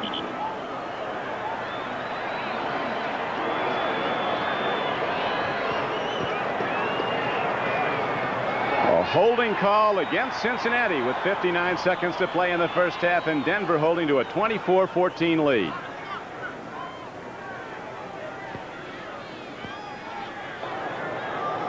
Illegal use of the hands, number 50, offense, hands to the face, 2nd down. Dave Remington out of Nebraska. Look at that. That's how well the Broncos have played. Dave Remington, a great player for the Cornhuskers, Outland Award winner. Right now, his team has a long way to go and 10 points to make up. 59 seconds to play in the first half. Then we switch to NFL 86 in New York. Collinsworth comes near side. They've only gotten the ball to Eddie Brown once. He's a deep flyer. They're playing him tight at the line of scrimmage. Brooks tries to break it. Does for a moment. And on 2nd down and long yardage, gets the ball out to the 18-yard line. It'll bring up 3rd down at about 12 or 13. Now the Broncos take a timeout with 50 seconds left, figuring they may get the ball back, have a chance for more points before the half ends. Liberty Mutual Insurance presents Legends of the Game. In 1965, an explosive rookie burst upon the scene to spark the imagination of Chicago Bear fans. The Kansas Comets set Bear standards that still stand with 22 touchdowns, including 6 in one game. Who was this legend? Ryerson again does not have a deep receiver. Dumps it off, trying to get to Eddie Brown, running a short pattern. And now the Bengals have to punt the ball, and Denver will have time to work for perhaps another score. Broncos going with 6 defensive backs, a linebacker, and a 4-man rush. They weren't really interested in pressuring Boomer Esiason is making sure no receiver got deeper than her deepest 3. Now you're a master at that defense, got it done. And now Jeff Hayes, although he's had a good day punting, not a very good average for the season. Broncos should get good field position here. Chris Barr has kicked the field goal for the Raiders at Los Angeles. And they now trail the big underdogs, the Eagles, 13-10 in the second quarter. Hayes steps in and unloads into the mile-high atmosphere, and the ball is going to be taken at the 32-yard line. There is a penalty marker down, though, and they might have roughed the punter. That's exactly what they did. It was Steve Wilson. He ran into the punter, so the ideas were good. Wilson came from right up the gut. Very hard to avoid the punter. You'll see him coming from the left. Hayes gets it off in a hurry. Watch the contact. Once that leg is up, that's an automatic first down, too, Don. Running into the kicker, number 45, defense, automatic first down. That's the only mistake I think Denver's made in the first half. They've given up some big plays, but for the most part played very well. But they haven't given up any of those big plays in a while. Their defense is getting stronger as the game wears on, and the Broncos capitalizing on the one mistake Cincinnati has made, a fumbled punt, and subsequently turned into John Elway's third touchdown throw. He's thrown to three different receivers as with 30 seconds left, Boomer Esiason is going to be called in the grass. They're going to get him on a sack back at the 18-yard line. He's been sacked now 22 times this season. Carl Mecklenburg on the sack. First time we've called his name today, and that's the first sack for Denver. The clock stops with a sack and inside 2 minutes to reset everybody. So now I think the Bengals probably just going to snap it. See, here's the problem. Denver gets the ball to start the second half. They end the first half with points on the board, and they get the ball to start the second half. No play. Nope. Bengals are going to take it to the locker room and try to regroup as they'll go in trailing the Broncos 24-14. So John Elway hits some big throws. 3 touchdown passes for John Elway to 3 different receivers. We'll be right back after these messages from your local station. We welcome those of you who have watched John Elway's 3 touchdown passes give Denver the 24-14 halftime lead over Cincinnati at Mile High Stadium. Bob Costas with Paul McGuire and Ahmad Rashad. The Bengals need to rally in order to maintain a tie with Cleveland atop the AFC Central. Cleveland has already won today. We'll tell you about that in a moment. Game going on elsewhere. Philadelphia and the Raiders at the Coliseum, not yet to halftime. Philadelphia with a 13-10 lead. Fulton Walker, a punt return, 70 yards for a Raider touchdown. Greg Garrity, a 76-yard punt return for a Philadelphia score. Atlanta and Miami have gone to the third at the Orange Bowl. The Falcons lead at 10-0. Gerald Riggs has a touchdown and already 80 yards rushing in the game. He's gone over 1,000 for the season. Earlier today, the Bears went to 11-2. It wasn't easy. They beat Pittsburgh in overtime. The Bears have clinched in the NFC Central, and Pittsburgh loses in OT for the 2nd consecutive week. Here's Mike Tomczak in at quarterback now with Jim McMahon out for the season. Walter Payton, who had a fumble at the 2 to thwart a Bear drive early, goes in the 4th quarter for the tying touchdown, evens it up at 10. Now in overtime, here is Kevin Butler drilling home a 42-yarder. That gives the Bears the win at 13-10. Butler had hit the upright with a 29-yard attempt toward the end of regulation that could have won it right there, so he redeems himself in overtime, and the Bears win at 13-10. Ahmad? Once again, the Bears having problems with their offense, putting a lot of pressure on their defense. But I mentioned in the feature that when the going gets tough, they go to Payton. He carried the ball 31 times for 90 yards, caught 5 passes, and they still are having problems with that offense. As a matter of fact, in the overtime, they elected to kick off and feature their defense. The Rams featured their defense, or is it the Jets' lack of offense suddenly? Second straight game where the Jet offense has managed but 3 points. The Rams win it by a score of 17-3. There's Bud Carson, the defensive coordinator for the Jets. He looks on as the Jets get perhaps their best scoring opportunity in the first quarter. Ken O'Brien will throw a 32-yard pass to Wesley Walker, but at the 1-yard line he's hit. The ball pops free. Jerry Gray recovers in the end zone for the Rams, and the Jets come up empty. Then in the second quarter, after throwing 2 interceptions early, Jim Everett out of the shotgun finds the former Tampa Bay All-Pro Kevin House, who has found a new home in Anaheim. He gallops 60 yards for the touchdown, a 7-0 Ram lead. It's been this kind of day for the Jets. They have only 10 men on the field defensively as the Rams line up at the 5-yard line. There's Jim Stuckey along the sideline trying to decide whether he should come into the game or not. Meanwhile, with only 10 defenders, Eric Dickerson with a change of direction. He goes in from 4 yards out. Dickerson had 107 yards on the day. The Rams beat the Jets 17-3. Paul? Well, if Stuckey would have come in, if you take a look at the film, he'd have been offside. So it wouldn't have made any difference. The Jets, they found a 3-point play that they have in basketball now. They've had 3 points the last 2 games. They just cannot score a touchdown. Everybody talked about how bad, the defense is banged up, and they can't play without a good defense. All of a sudden, now the offense has gone to pot. O'Brien is not getting The people downfield, they used to get down. You know, Why? this is Why? very unbecoming. You're wrong about them 7, 8 weeks in a row. You're right now twice, and you're gloating. No, I'm not gloating. I think it's a great football team. I really do. When you're right, Yeah. you're right. All right, Wrong. let's move along. New England suddenly is in a first-place tie with the Jets. They're each 10-3 in the AFC East. New England wins their 7th in a row, 21-20 at the Superdome against the Saints. Washington, on a Max Zendejas field goal of 27 yards with 4 seconds to play, beats the Cardinals 20-17. Lomax and Schrader each threw 2 touchdown passes. Buffalo ends their 22-game road losing streak. If they had lost today at KC, they would have equaled Houston's league record for road futility. The last time they won on the road before today, December of '83 at Arrowhead, and they do it again, 17-14. 2 Jim Kelly touchdown passes to Andre Reed. Cleveland wins in overtime for the 2nd straight week. Their new place kicker, Mark Mosley, with a 30-yarder toward the end of OT. They beat Houston 13-10, so for the moment, Cleveland is a half game ahead of the Bengals in the AFC Central. The Browns had 6 interceptions against Houston today. San Diego beat Indianapolis 17-3, the Chargers' 3rd win of the year. The Colts are 0-13. And Minnesota over Tampa Bay 45-13. Wade Wilson, in place of the injured Tommy Kramer, threw 3 touchdown passes for the Vikings, who are now 7-6.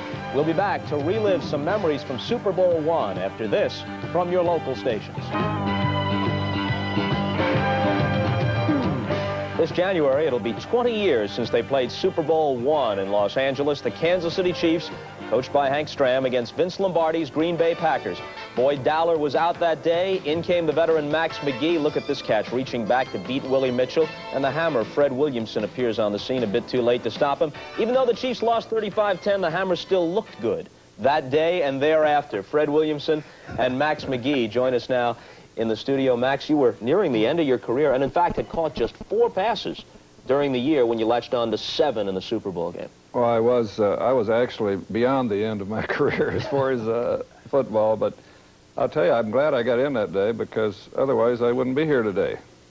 Despite the great career you had, it was that one Super Bowl game, really, that distinguishes you in the public's memory, right? Nobody ever asked anything else about the other 300 I dropped, you know, just that one I got in the Super Bowl. Well, let me ask you this. I saw you quoted some places saying you'd established a different kind of NFL record even before the Super Bowl. 11 consecutive curfews missed without being caught.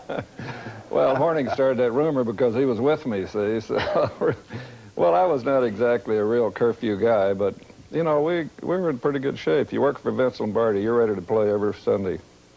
How would Lombardi react to somebody like you or a Horning? He himself a disciple of discipline and you guys free spirits.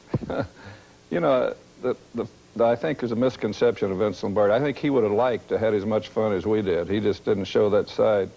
He had a great side to him that was, he liked to play golf for $5 Nassau, and he liked to go to Las Vegas and gamble, and I think people didn't know that, but he was actually a fun-loving guy. We've got some footage here of Lombardi greeting the troops toward the end of his Packer career at the beginning of a training camp. Let's take a look. Vince Lombardi in the late 60s. My name is Vince Lombardi. I want to welcome you to the Green Bay Packers. Last year, the Green Bay Packers won an unprecedented 3rd successive world title. The Green Bay Packers have won 5 world championships in the last 8 years.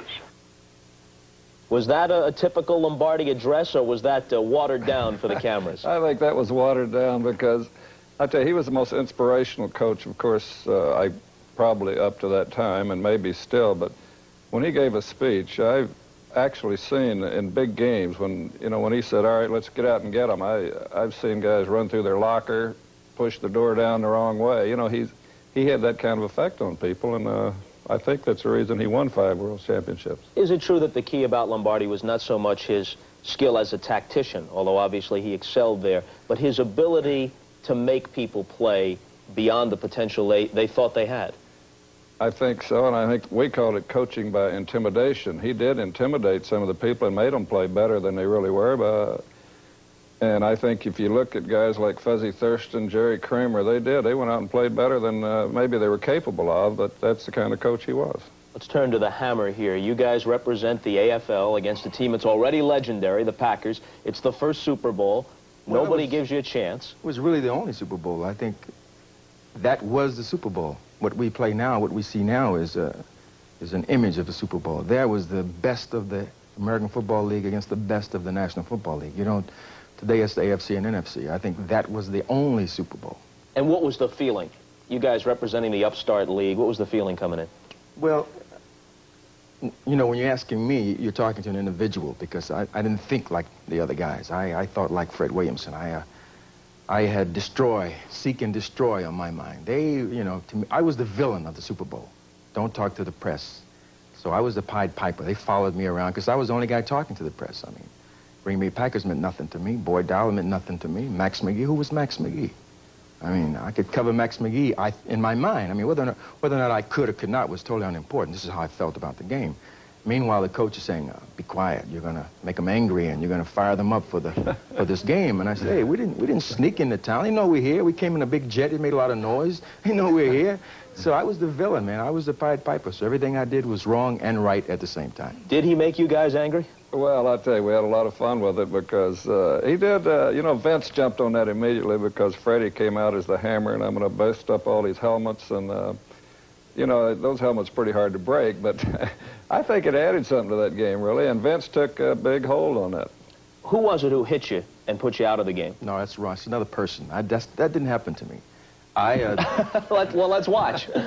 Yeah, let's watch. It was, Go ahead and talk. It was Donnie Anderson making a sweep. See me come up, you'll see me come up, get past the guard, right, make a tackle.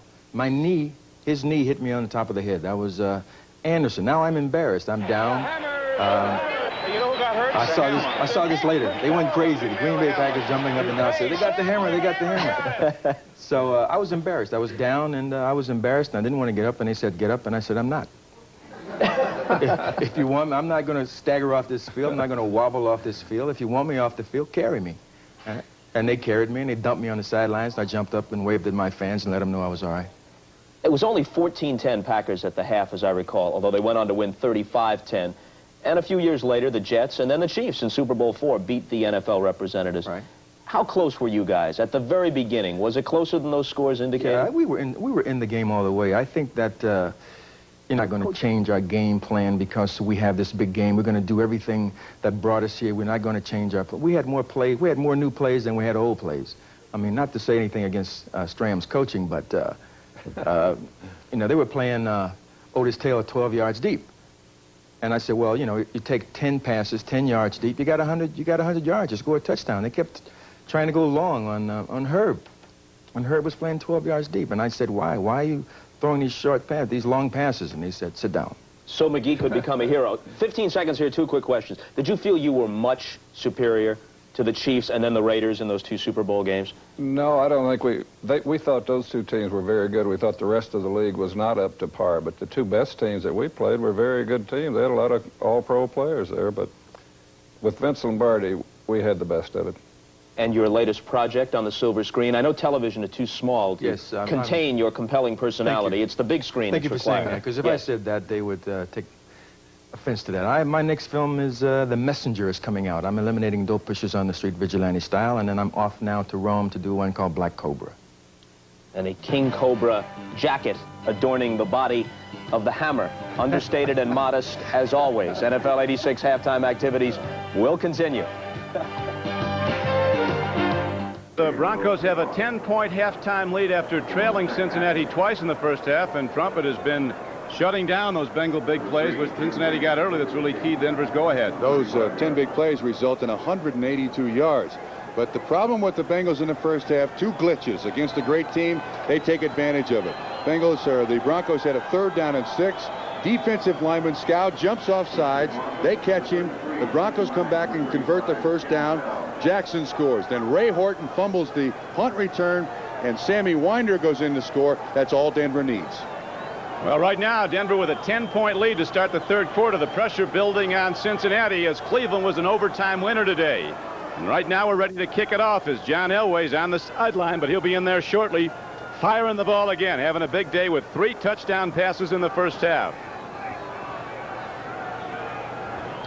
Browns were a 3-point winner at the close of overtime. Mark Mosley hitting a field goal that won it over the Houston Oilers. So the Browns go to 9-4. Here comes Ken Bell. He finds a crack. And Bell breaks it up the middle. A free agent return man gets it out to the 47-yard line. So right now, the Broncos are on fire, and the Bengals have a big problem. 38-yard return by Bell. Psychologically, the points at the end of the first half, the turnover by Ray Horton, flat turned this game in favor of Denver. That's all they needed. Now with 24 points on the scoreboard, I would imagine Dan Reeves would be very, very conservative with his offense. Bengals are really in a tough spot right here. Vance Johnson, he's caught a touchdown pass, his flank near side. Watson comes off the far side as the Broncos go to the run. Tim Crumry, the nose tackle, made the stop. As you look at the first half numbers, total yards close, but the mistakes that the Bengals made in the second quarter led to Cincinnati falling behind by 10. Those numbers for Cincinnati somewhat deceiving because of all of the big plays.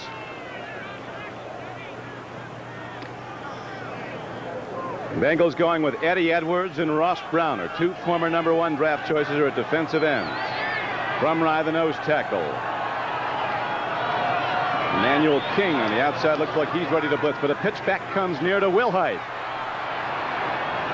And Wilhite is taken down by Reggie Williams, an 11-year veteran from another of those football factories, Dartmouth. Bengals right now in a spot where they pretty much have to take chances, try the blitz, try to come up with a turnover. If they don't, this is exactly the kind of football game that the Denver Broncos win and win often. Leading, home field, they've won 24 of the last 28 home games. They got it just the way they want it.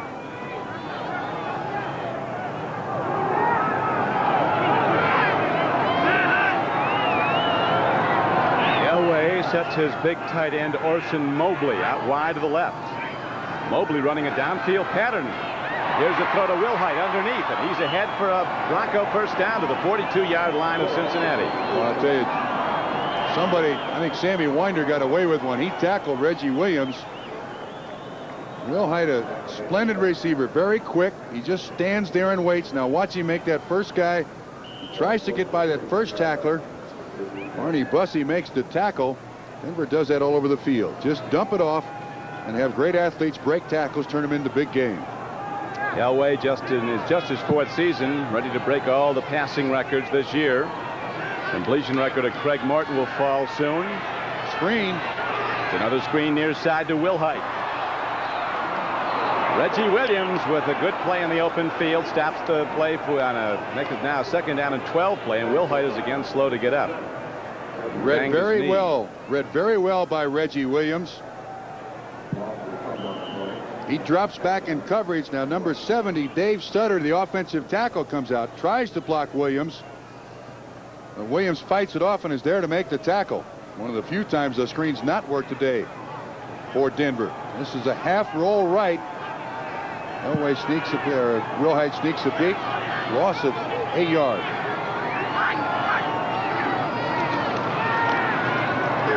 Elway, a lot of time to unload that cannon. Throwing a strike, but Mobley loses it. 260-pound rookie from Salem College can't hold it, and that stops the clock with 11:52 to play in the third quarter. Eagles go to the locker room as a surprise halftime leader at the Coliseum over the Raiders. And Atlanta leading Miami in the third quarter, 10-0.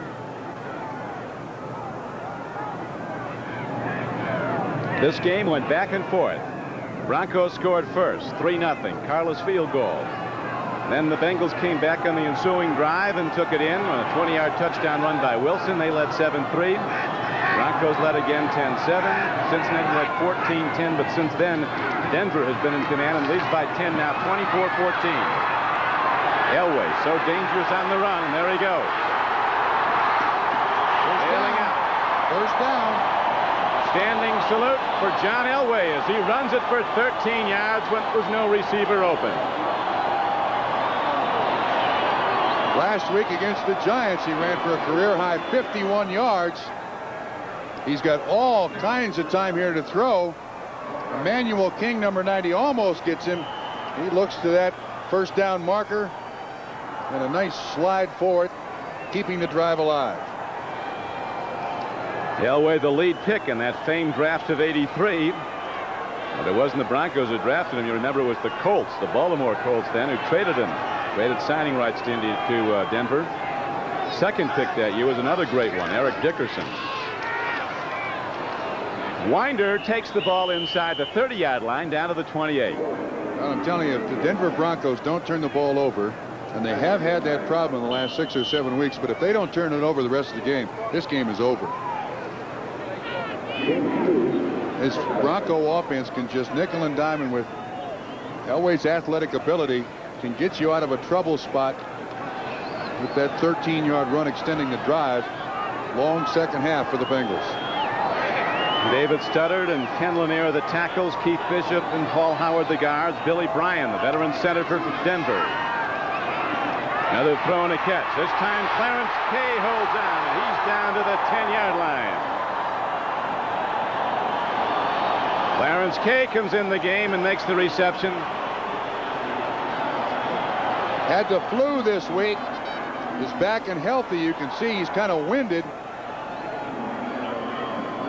Watson takes Lewis Breeden 34 deep. There you see the reception right underneath it. And this is Dan Reeves' offense. They run so many multiple formations, motion. They don't throw the ball deep down the middle. They try to make a high percentage completion. This is a Denver ball game from here on out. And a load of offensive sets the Broncos are showing the Cincinnati defense. Winder, he's going to go in. And Sammy Winder has his second touchdown of the day, and the route may be on.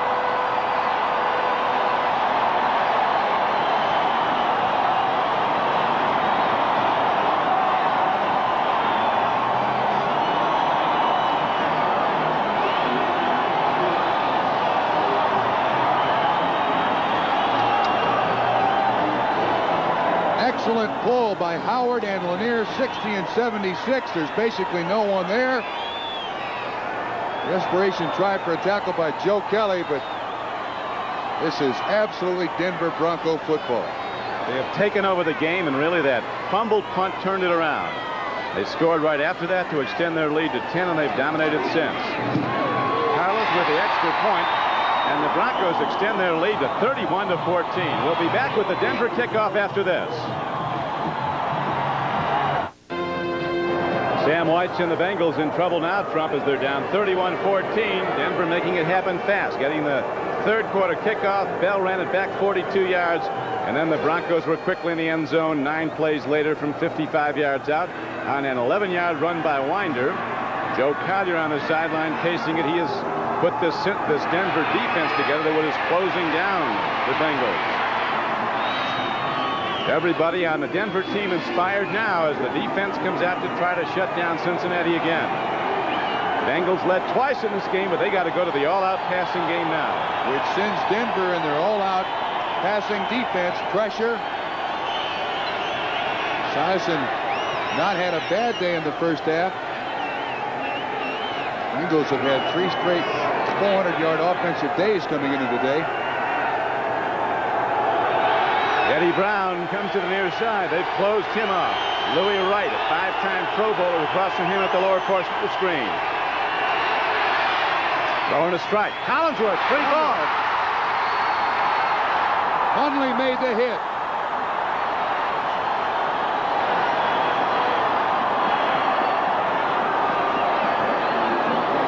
Now, how are they going to determine who has possession of the football?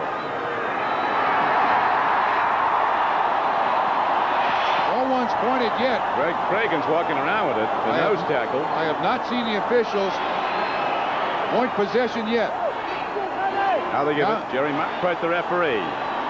And so the Broncos make it happen on defense. They give their offense the ball at the 25-yard line of Cincinnati. This was a heck of a hit by Ricky Hundley, 98. When Collinsworth turns inside, Hundley is right there, goes through him. Ball is still loose. Reagan looks like he's been over at number 71. Harden also there, 31. Jackson, 57. Second turnover of the day for the Broncos, and they've got it. Greg Cragen, the nose tackle, Trump, is credited with the fumble recovery, but it was Hundley with a big strike on Collinsworth.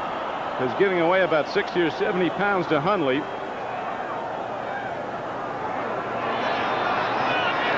And so Cincinnati's defense under the gun again as the Broncos come out.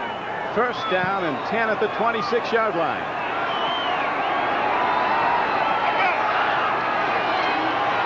Wilhite. 19-yard line. He got 7. Crumry again downfield to make the tackle, the 275-pound nose guard. They just faced a drive of almost 5 minutes by the Broncos to score. Now the Bengal defense back out on the field. The two phases of the Bengal team, offense and defense, that's the one you want on the sideline the most. And in the second half, they've been on the field the most. Wilhite and Winder both getting a lot of work out of the backfield. Vance Johnson goes in motion. Gerald Wilhite takes it ahead. Second down and 4 play and got maybe a yard. But the Broncos now running the clock with a 31-14 lead. They led 24-14 at halftime. The clock down to 8:55 and running. Broncos started this season winning their first 6 games, won 7 of their first 8. Then they've come a cropper in the last couple of weeks as their offense has not done well, losing 2 of their last 3 games.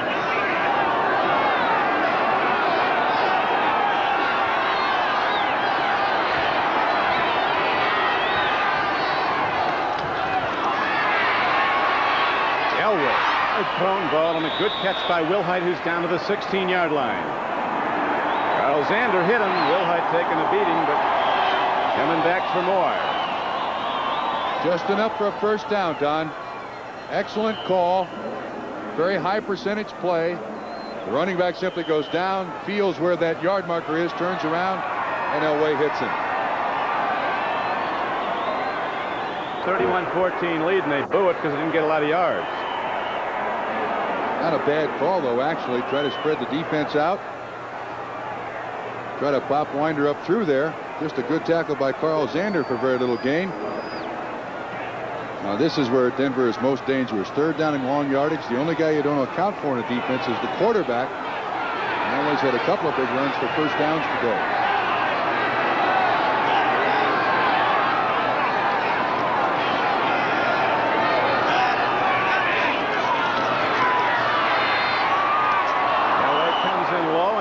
To get it to Gerald Wilhite at the 11-yard line. Clock stopped with 6:39 to play in the third quarter. John Elway's numbers, handsome indeed. He came in with 16 touchdown throws, or he has 16 now for the season, against 9 interceptions, 3 today. But he'd been in a slump. The offense had not been moving the ball. They did score a lot of points 2 games ago when they blew out Kansas City here 38-17. Broncos are tough to catch when they're coming off a loss. They were beaten the week before 9-3, and maybe the biggest upset of this season when San Diego came in and won, holding the Broncos to a field goal. This will be a 33-yard field goal by Rich Carlos.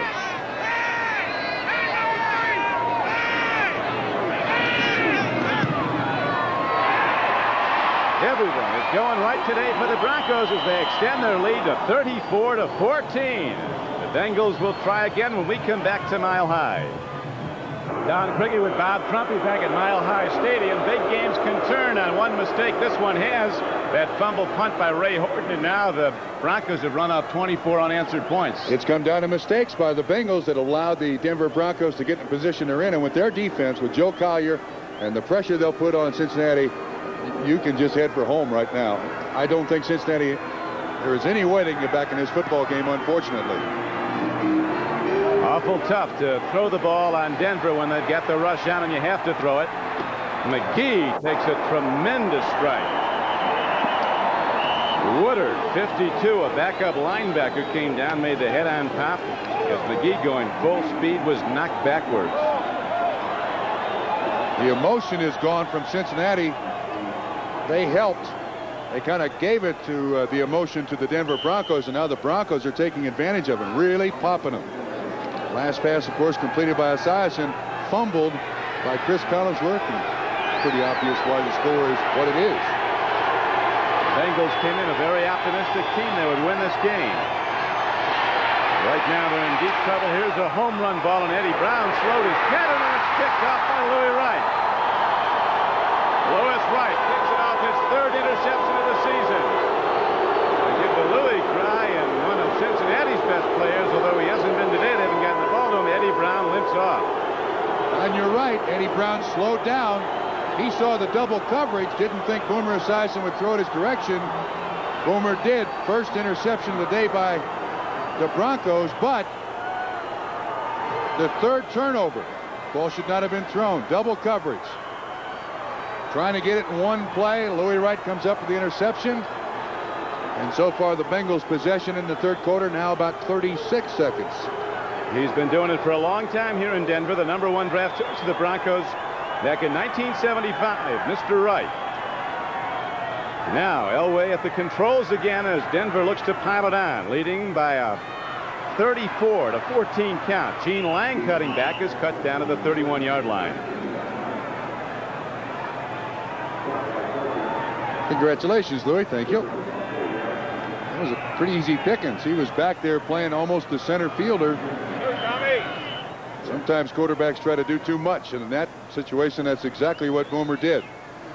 Tried to make something out of nothing. Vance Johnson near flank. He's deep speed. An NCAA long jump champion. Elway's looking at him. Now Elway's got time to count the house as he throws downfield to Winder, and there's a penalty marker after the play. It's like an interference call against the Bengals. Reggie Williams was the man in coverage. When you give a quarterback, any quarterback. Pass interference, number 57, defense, first down. When you give any quarterback enough time, he's going to put the defense at a real disadvantage. Eventually, the foot speed of Sammy Winder is going to get him open. It was not much contact, but nevertheless, contact. Penalty stands. And the Broncos got it going their way. This is like a scrimmage now. There was a heavy snowstorm here in Denver earlier this morning. 7 inches fell. The field was covered. It's been perfect throughout. Snow has stopped. The temperature's down to about 30 degrees now. As Sammy Winder takes it on and brings it out to the 50-yard line.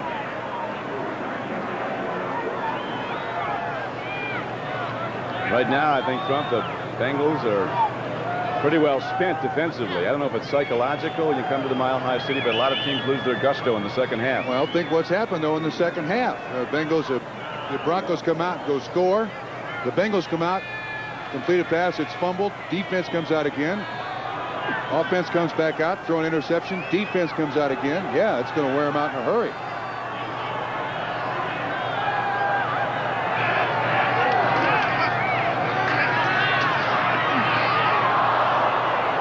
Marker is down in the secondary as the pass you see incomplete to Steve Watson. People ask a lot why, when a defense is on the field for a long time, they seem to get more tired than the offense. The answer is defense is a game of reaction. If the ball goes 40 yards. Illegal use of the hands. Hands to the face. For 24. Defense. Rookie cornerback Lewis Phillips called for the foul, so the ball is advanced to the 46-yard line. It's a first down for Denver. Once again, the defense has to react. If the ball goes 20 yards down the field, and Tony Lilly on the sideline being attended to. That looks like Keith Bishop being attended to also. Anyway, is that who it is? Studdard? Yeah, Studdard, the offensive tackle. I'll continue in a minute. Broncos ready to continue right now, although they left early. Clarence Kay was offside. Elway so quick a foot, you don't get a shot at him, or very rarely when he comes downfield, because he gets to the 12th man, the sideline, and bails out. But the tight end Clarence Kay left early. To continue my thought on a defense being worn out, it takes a lot more energy to react, and that's the defensive side of the ball, than it does to act, and that's the offensive side of the ball. No player can take a play off defensively. Offensively, you can take a couple of plays off. You don't have to follow the ball down the field. That's why defenses get so tired on long, extended offensive drives. Here's Jerry McBride, the referee. Illegal motion, number 88, offense, first down. Game clock shows 4:37 to play. Broncos in the lead 34-14 after leading by 10 points at the half. They have scored 24 straight points in this game. They were behind twice in the first half. Next week, the Broncos go into Kansas City for a second meeting with the Chiefs. Gene Lang takes it down to the 48-yard line of Cincinnati. Leo Barker in the game makes the play for the Bengals. Talking about Trump Cincinnati being an optimistic team, Sam White said during the week, we want to win the division. We don't want the consolation prizes going in as a wild card. They build up their record to 8-4, which is more wins than they had last year. But today it all came apart, and really a big game turned on one mistake. It fumbled in the second quarter. That's when the 20, actually it was the offside, started the 24 points for the Denver Broncos. And since then, drive alive. But the killer, I think, was Horton, and fumbling the punt back inside his 20, and they were back in the end zone again. Now Elway dumping it off. It's low, but it's caught by Gene Lang, and he's down to the 41-yard line. Second down and 12 play. Brings up 3rd and 8. Again, time for the quarterback to sit back there, watch his deep receivers if they're covered, find the outlet receivers, and eventually the foot speed of a guy like Gene Lang is going to beat a Leo Barker. Look at that. Both of those plays, too, a fumble and an interception for the Bengals.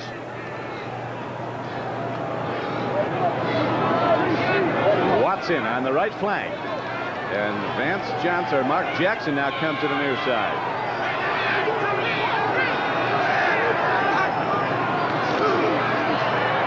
Phillips on a blitz. And Lewis Phillips finally gets Elway. They sack him for the first time, and it took a cornerback blitz to get him. Cincinnati pretty much in a position where they got to do anything in the playbook defensively. Try to block the punt, come with the corner blitz, create the turnover, to have any chance to get back in this ball game, as remote as it might be.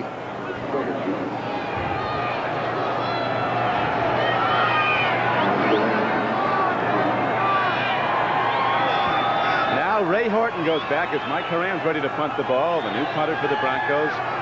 Horton's last try was that fumble in the second quarter. Hits it high spiral downfield, and Horton signals for a fair catch. Holds on this time, but back at his 11. So the Bengal problems mount. They get the ball, but they're 89 yards. See how the Broncos season had gone. At Veterans Stadium, they scored a 26-point win over the Eagles. Today, Denver has opened up a 34-14 lead over the Cincinnati Bengals. As we pointed out, the Bengals led twice in the first half. Now they're forced into an all-out throwing game, catch-up ball if they can, and this hasn't been working. Last time, Dyson put the long ball up, Louis Wright intercepted. James Brooks runs it at Denver and gets it out to the 16-yard line. Now consider this for the Bengals, their last 4 possessions, beginning back in the second quarter. They fumbled, had a -2 yards on a possession, and then they fumbled again, and then the interception. So this is, if the 30-second clock gets down to 10, this is the longest they've had it in the third quarter. Playoff chances of the Bengals dealt a serious blow today. The Browns won. They went to 9-4. Their overtime victory over the Oilers. The Bengals way behind, and they have to go to New England next Sunday. But right now, Esiason stands in and lets it go. Hollinsworth with the ball. And he's out to the 36-yard line, a first down for Cincinnati. Tony Lilly and Rick Hundley there to make the tackle, a 19-yard catch. You can see the Broncos going with a total zone. 57 Jackson outside, Hundley inside, Esiason with time, and then the defense gets there. Dennis Smith also on an assist.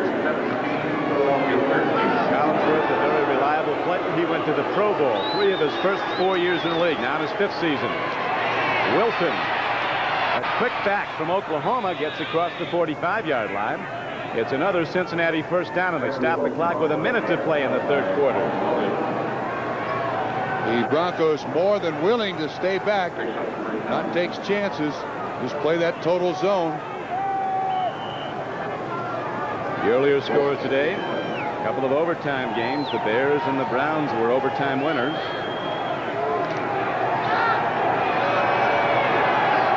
Tampa Bay having a forgettable year. Raiders have now come back and have gone in front of Philadelphia. Swing pass to James Brooks in the open field. Tony Lilly draws a bead, and then he's knocked out of bounds at the 43-yard line. But it's a gain of 11 yards. It's another Cincinnati first down. It's also a little too late. Down 34-14. This is more what the defense is allowing Cincinnati to do than what Cincinnati is taking. Got to play the whole thing out. Remember the Raiders the other night at San Diego. Oh, yeah. Led 31-10 in the third quarter. How about Green Bay versus Minnesota? That was beyond belief. Excuse me, Green Bay versus Detroit on Thanksgiving Day. Sometimes the weather changes things, although it looks like the snowfall will hold off. Much more has been predicted. Esiason. Nobody there. On the run, he gets it out to Collinsworth, who catches the ball and goes out of bounds at the 34-yard line. Probably the toughest catch of this day, either way. Kept his feet in bounds, too. Tony Lilly there to push him out of bounds. Esiason has only been sacked once today, so the offensive line hadn't done too bad a job. Jones comes in with 13.5 sacks, and that's Joe Walter doing a pretty good job on. How about a real good job? A very good pass rusher. Collinsworth trying to find a spot where Boomer Esiason can see him and the catch. The Bengals, who need badly to get in the end zone and fast, now go to the run. Straight up the middle. A driving tackle is put on Ricky Hundley, who leads the team in tackles, makes the strike, knocking down Stanford Jennings. As the game clock down to 30 seconds to play in the third quarter, and the Broncos in command 34-14. Hundley not only leads the Denver Broncos in tackles, but also in assists. Was drafted by Cincinnati, traded to Denver for what turned out to be Tim McGee and David Fulcher.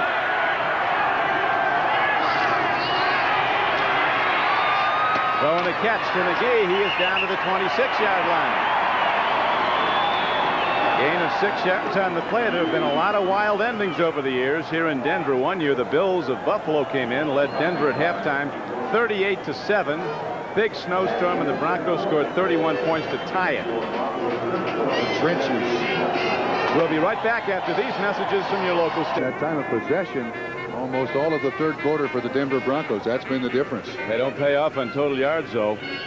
Bottom line on the scoreboard, 34-14 Denver. Broncos have had 56 plays already in this game. The 37 for Cincinnati. Now the Bengals go to that sideline offense where they go right out into alignment after a sideline conference with Coach Sam White.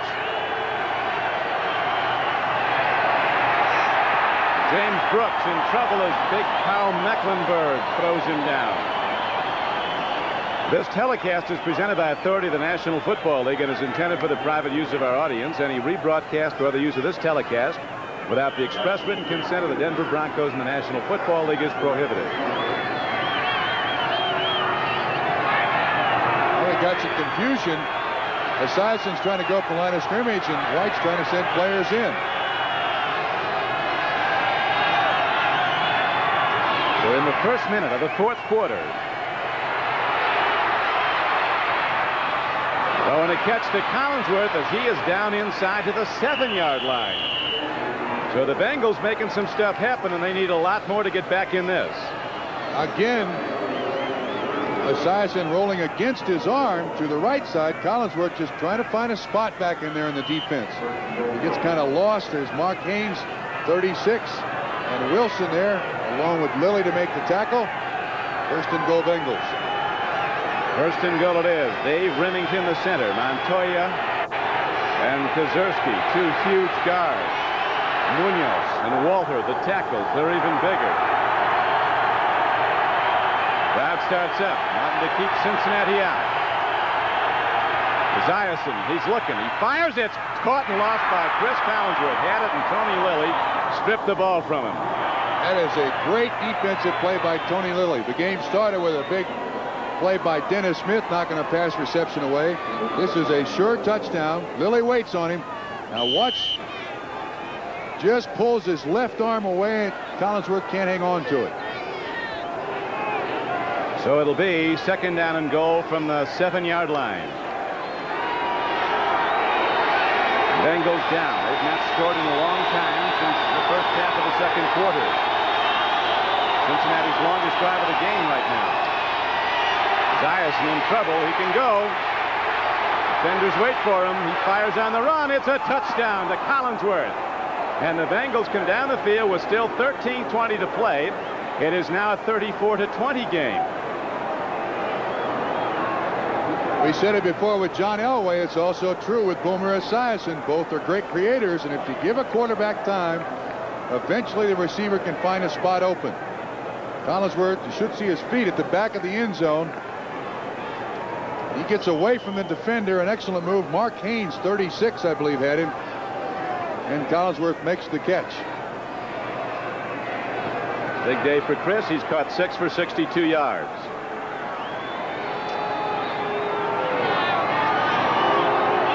Now Breach is on to try the point after.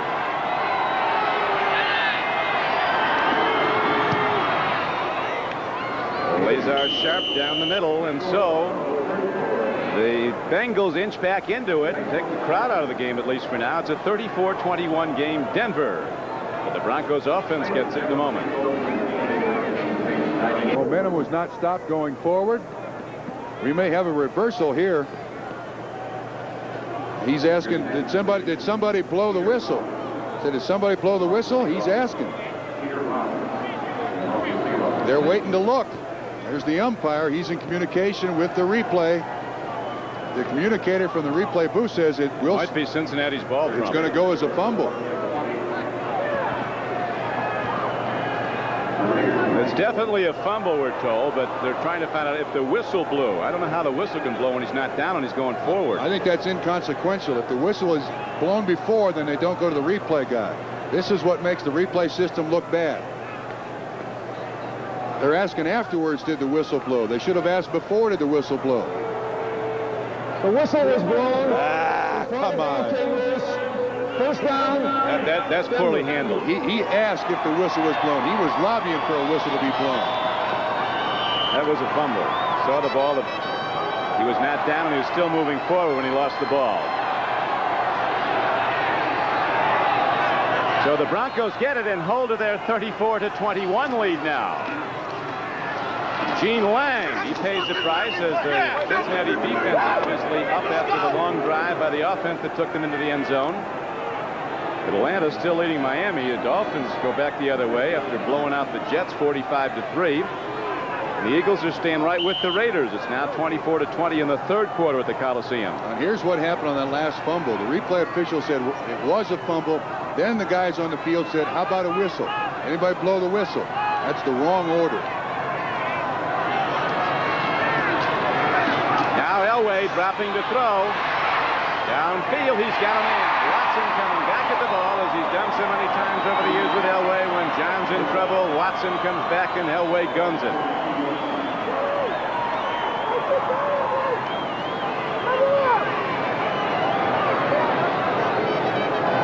Elway again. A great arm, carries the ball high. Good lesson for young quarterbacks. Keep it up there next to your ear where you can throw it in a split second. Elway does. Watson makes a nice reception.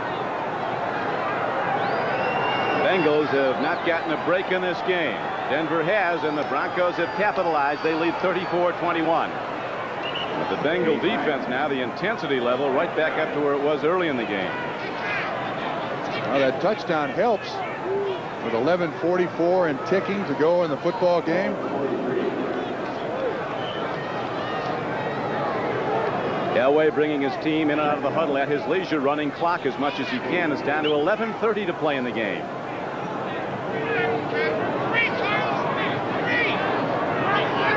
Joey Hackett, another huge tight end, is in. He weighs 270. Mobley next to him, he weighs 265. Biggest guys in that offensive line are the tight ends of Denver. Elway on 2nd and 8.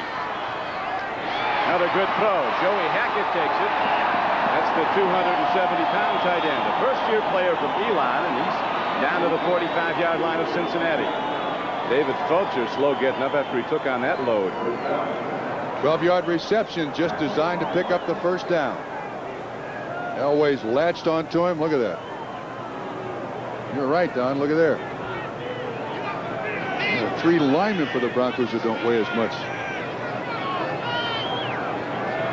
And he got downfield. And Game can clock catch it. down to 10:33 and running. 4th quarter. Broncos had a 24-point string, and then the Bengals came back to score, and now it's 34-21 Denver. Winder in trouble. He smacked out of bounds at the 46-yard line. Let's watch that return again, the kickoff return by Denver that was questioned as a possible fumble. Looking for a stoppage in his forward motion. No way the whistle blows in there. But the manner in which it was all handled was very shoddy.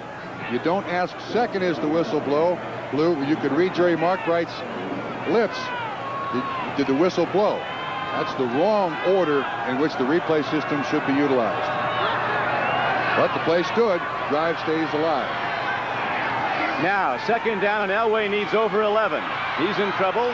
Going in on John Elway on the run. And Zander knocks him out of bounds before he gets there. Carl Zander with a big defensive play.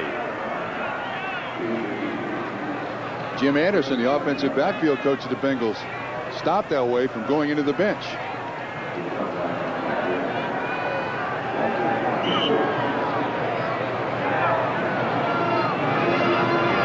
couple of years ago, when the Bengals opened the season here, Elway went out of the game when Ross Browner ran him down and injured his shoulder on a running play. Elway has now completed 19 of 27 for 188 yards. He's not been intercepted. 3 of his throws for touchdowns. He's run the ball twice for 19 yards. Well, let John do it's been the game plan in Denver, and he's been doing it. Now, 3rd down. Throw and not close to a completion. And so the Bengals will get it back. The punter, Haran, comes out for Denver. Clint Sampson was the intended receiver there open. Elway mad at himself that he couldn't make the completion. Cincinnati's still in it with 10:08 to play. If they can move on this drive. There'd have been a lot more in it if that fumble had gone as a fumble. That was at the 34-yard line of Denver.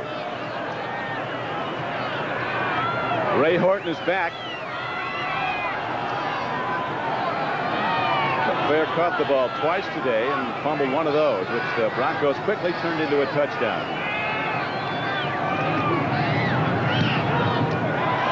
Haran angles it down to the corner. It goes in. Touchback. Cincinnati will go 1st and 10 at the Bengals 20. When we come back to Mile High Stadium, a salute to the Broncos. It's a Radio Shack Merry Christmas. We got Billy just what he wanted. The Radio Shack 4x4 off-roader. Look at it take those hills. And Terry got the off-road champ. Look at her go. And guess what Mom got? Okay, kid. Lunch is ready. And me, I'm the flashy type. Always wanted a Ferrari. Radio-controlled toys for kids of all ages from $11.95. Only at Radio Shack.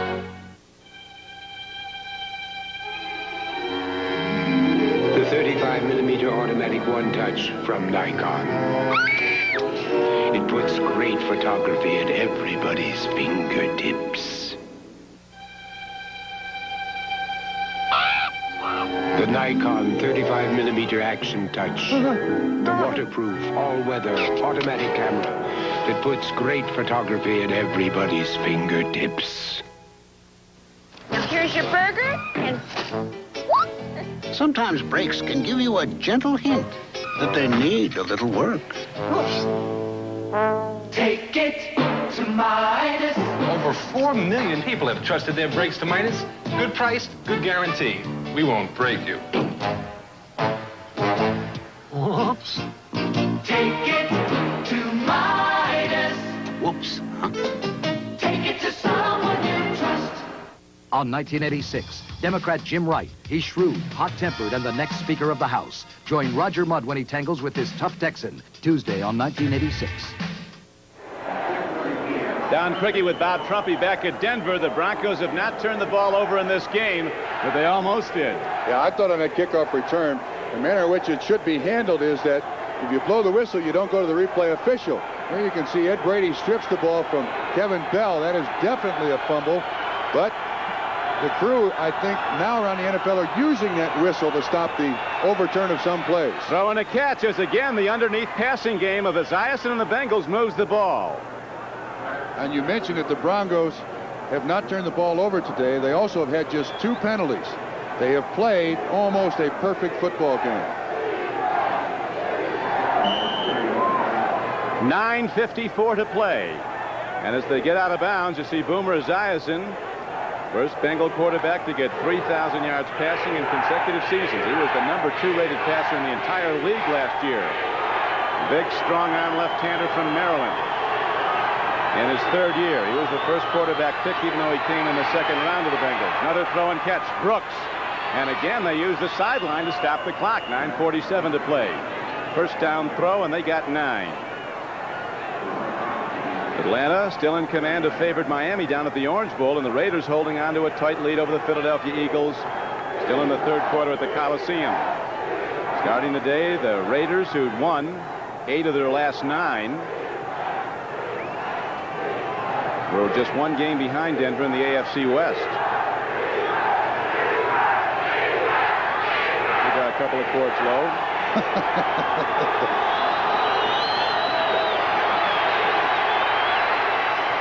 Eddie Brown, how does he do it? Eddie Brown comes back at the ball and makes a stretched out reception down at the 46-yard line. And the Bengals drive on with 9:30 to play. Cincinnati is down by 13 points. They were down by 20 not that long ago. That's a 13-yard reception. Esiason looking all over the place for an open receiver. Finally finds Brown. This is an outstanding catch. Louis right on the tackle. Bengals back to the line of scrimmage and another offensive play. Esiason changes the play. Crowd noise a major factor here. Again, strong pass blocking. Another throw, another catch. Collinsworth, he's going in. Chris Collinsworth is in. And the Bengals are back to within 7 points. 46-yard catch. No flags on the play. Last week, the Denver Broncos missed the coverage against the New York Giants and allowed Phil McConkey a long play down the field. Collinsworth this time, it looks like prevent defense, and somebody just misses it. They stay with Tim McGee, who came across.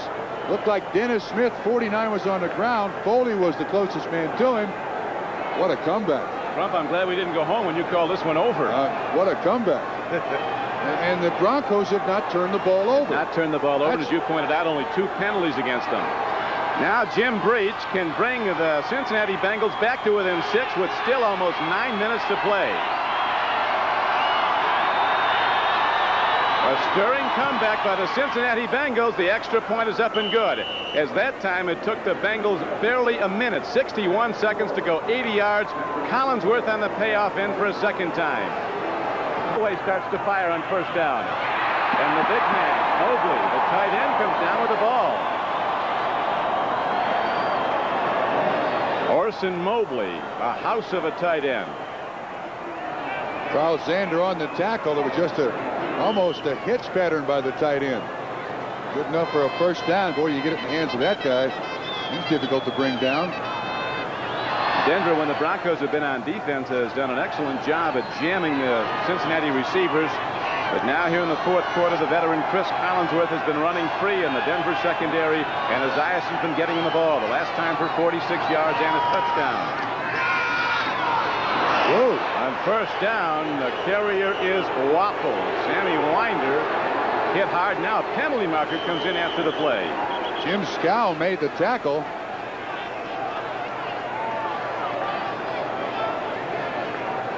Conversation with the refereeing crew, and the flag is picked up. Will the penalty stand? Personal foul, unnecessary roughness, number 90. That's Emmanuel King. First time we call his name all day. Did you see something? There's a King right in front of you, number 90, when Sammy Winder makes the hit. Unfortunately, King goes out of the picture, but boy, that's a very expensive penalty for the Bengals at this point. Gives some emotion back to Denver. Would have been 3rd down and long, but the Bengals now go to a defense set up against a first down offense of the Denver Broncos. Ball at the 47-yard line of the Broncos. Elway, lightning strike off the flank. Near side, Watson comes down to the 38-yard line. Fulcher and Breeden. You can see the slant pattern by Watson, and both Breeden and Fulcher still on the ground. Watch Watson. Breeden has the outside leverage. Well, that's a tough catch. Watson knows he's going to get leveled, hangs onto the football. That's a 16-yard pickup. And when Denver's offense has had to make the big plays, they've done it. Bengals have not gotten anything close to a break in this game. They're down by 6 after trailing by 20, but now Elway and the Broncos are driving again.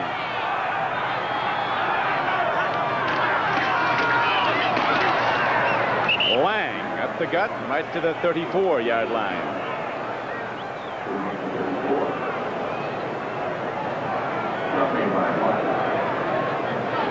Raiders still holding to that 4-point lead over the Eagles now in the 4th quarter at Los Angeles.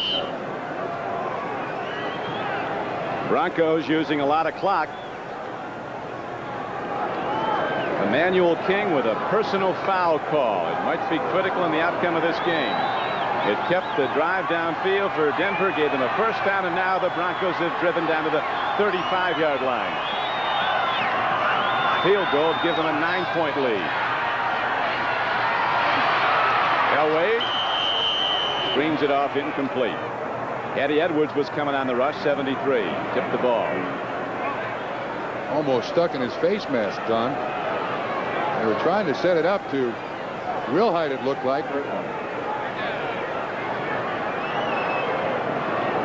Raiders came from behind in that game with the Eagles when Jim Plunkett threw a second touchdown pass to Jesse Hester. An 81-yard play.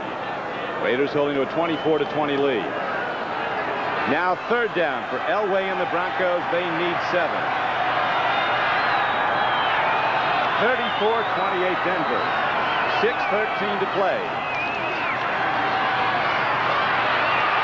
Elway gets it away, and it's broken up. Lewis Phillips, the rookie cornerback, comes up and pops Watson just as the ball comes in. Now will they punt it or go for a long field goal tried by Carlos? And I think they got to punt the football. This is a little out of Carlos's range. This is a good play by Phillips, just getting Watson's hands down, and it looked like contact before the ball. Emmanuel King with pressure on Elway. He couldn't really follow through to get it there in a hurry, but what they need right now is a towering punt by Mr. Horan.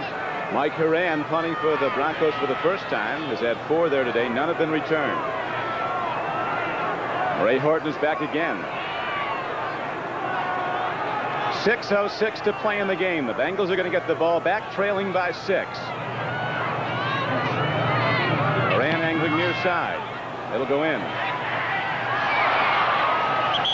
Out to the 20, and there the Cincinnati Bengals will go on offense again. They've scored touchdowns their last 2 possessions to trail by 6.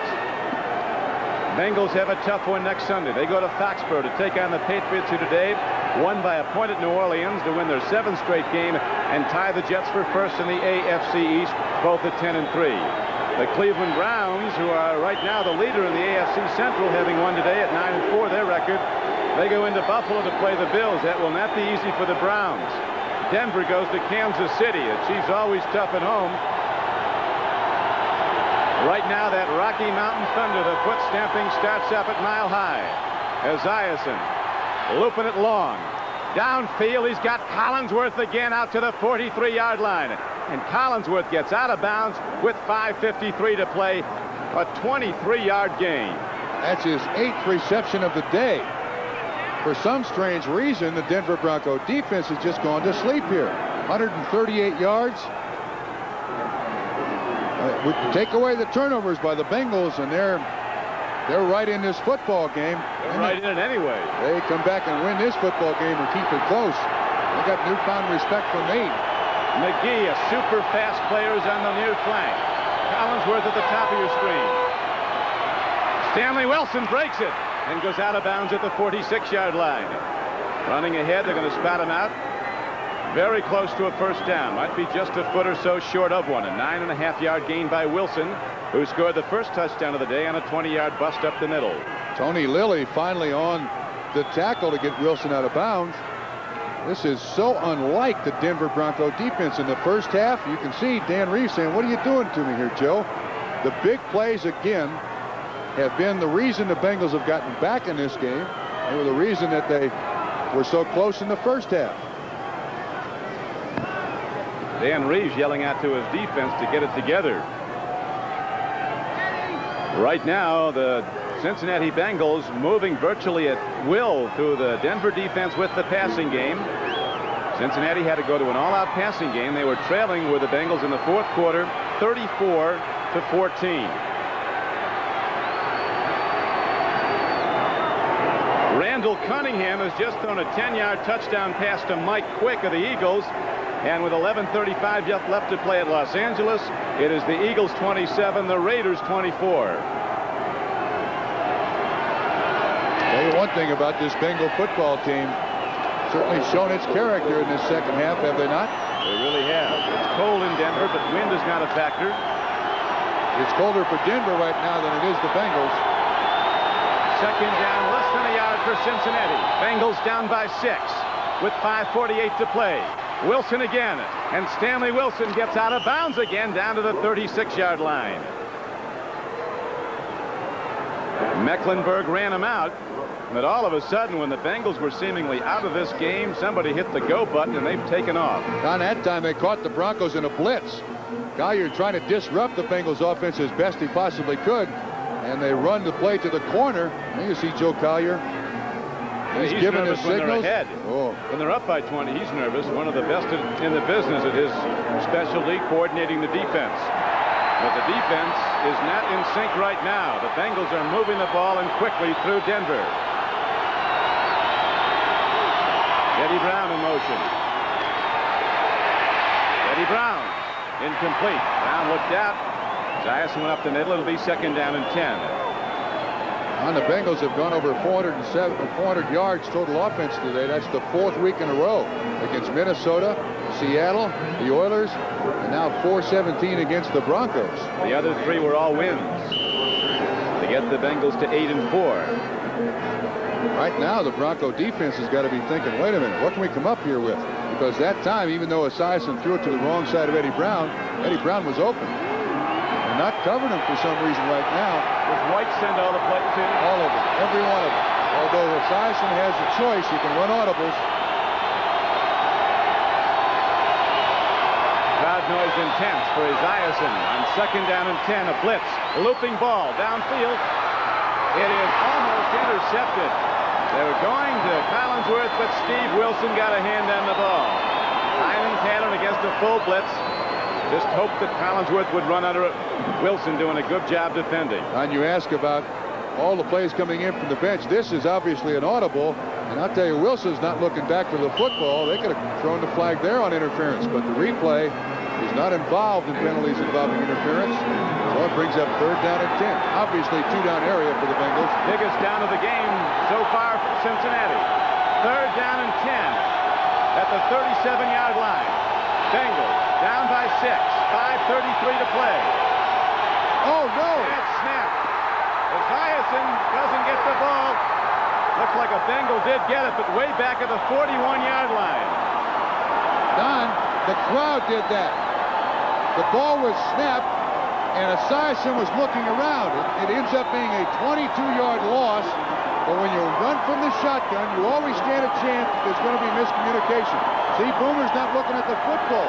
It's snapped by Remington, and they're very lucky to recover. Extremely lucky. Eddie Brown comes up with it, and the Bengals are going to have to punt. Still a lot of time remaining, so the Broncos very nearly get a turnover that would have probably put the lid on. But right now, Hayes is in to punt. He hits an end-over-end punt at Gerald Wilhite. He'll run it back from the 22. He pays at the 28. Broncos still without a turnover, a 38-yard punt, a 6-yard return, and now with 4:38 left to play in the game, the Broncos with a 34-28 lead send their offense out. That's the way it stands right now. With the wins today, that snap punt, the The crowd did that. The center did not hear the count by the quarterback. When they played in Houston, the Bengals had a miscommunication between center and quarterback costing the game.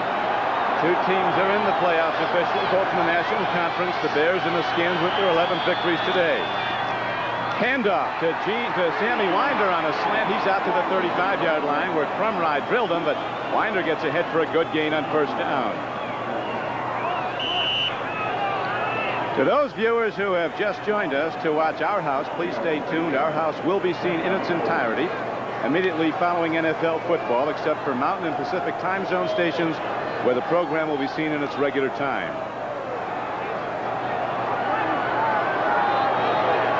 And stay tuned for Skins game golf on the West Coast only.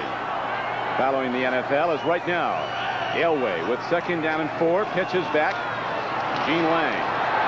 First down, up on those legs, that piston drive. An LSU Tiger trying to bust it, and he does get the first down for Denver. This is just a well-orchestrated sweep by the Broncos. Get those big guys out in front. Good lead blocking. Lang hanging on the football, got turned upfield, and he picks up 4 yards for the first down. Ends up being a 7-yard gain. Bengals have turned the ball over in this game 3 times. The Denver Broncos have turned the ball over not at all. 3:20 to play. Clock running. 34-28 Denver. First and 10 for the Broncos. Winder, not much. Got to the 46. It'll be 2nd and 8. Bengals now got to be thinking about calling timeouts. Your defense can save you time. If you call a timeout, your offense with incomplete passes and passes out of bounds can stop the clock. And the offense has to have some time to function down 6 points. Eagles still leading the Raiders on the Randall Cunningham to Mike Quick touchdown pass in the 4th quarter, but they scored it with over 11 minutes remaining. A lot of time left there as you see our game clock here in Denver down to 2:35 and running. Elway throws, and is it caught by Mark Jackson? Yes. I think it is. Yes, excellent catch. Tremendous play by the rookie. Mark Jackson comes up and gets it right off the turf, and it's another first down for the Broncos. Lewis Phillips was the man in coverage. This is really a rifle shot. I thought he made the catch. Phillips is signaling no catch, and he should try to get him on the ground. Zander finally makes the tackle, and eventually now the Bengals take a timeout. They have 2 left. 2:15 to play. They'll get another timeout, an official one when it goes down to the 2-minute warning. So a very big play by a rookie who's made a lot of them in his first season at Denver. Mark Jackson catching the ball off the turf for a first down, and the ball now positioned at the 43-yard line of Cincinnati. Bengals have scored the last 14 points in this game to come to within 6.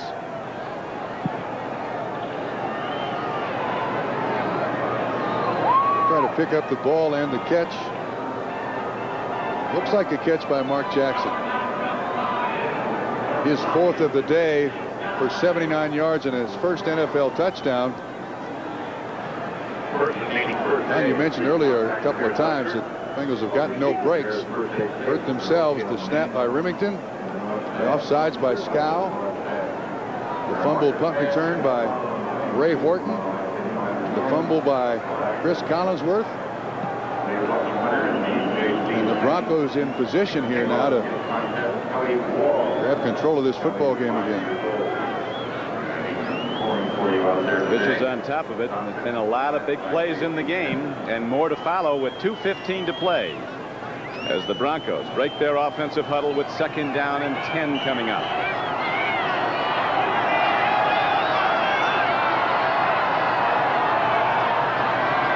That's 1st and 10, Don. They got 2nd and 10 on the marker. It's first and 10. Elway heading for the sideline, turning upfield, and John Elway's down to the 36-yard line. He stays in bounds, and that'll take the clock down to the 2-minute warning. He's the only guy in the offense that the defense doesn't account for. Jackson ran the cornerback off, and Elway was able to pick up some needed yardage, but the Bengals take another timeout with 2:06 remaining. Atlanta Falcons, a big underdog, went into Miami today as the Dolphins were coming off that 45-3 rout of the Jets. And the Falcons won the game. Final just in, Atlanta 20, Miami 14.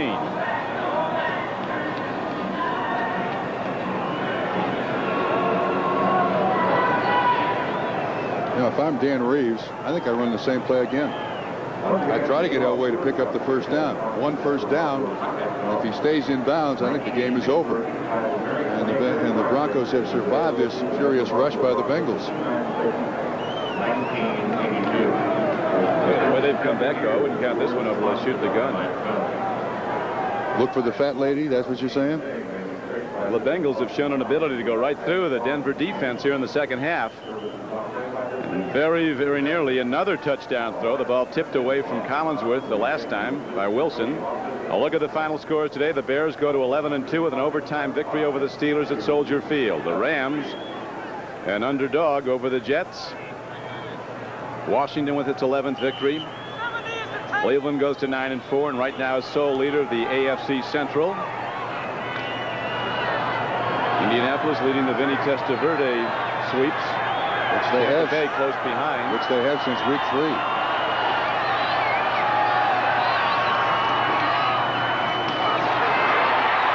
Gene Lang, 2nd and 4, gets the first down, but wait. A marker is down with 2 minutes to play, and it's in the Denver backfield.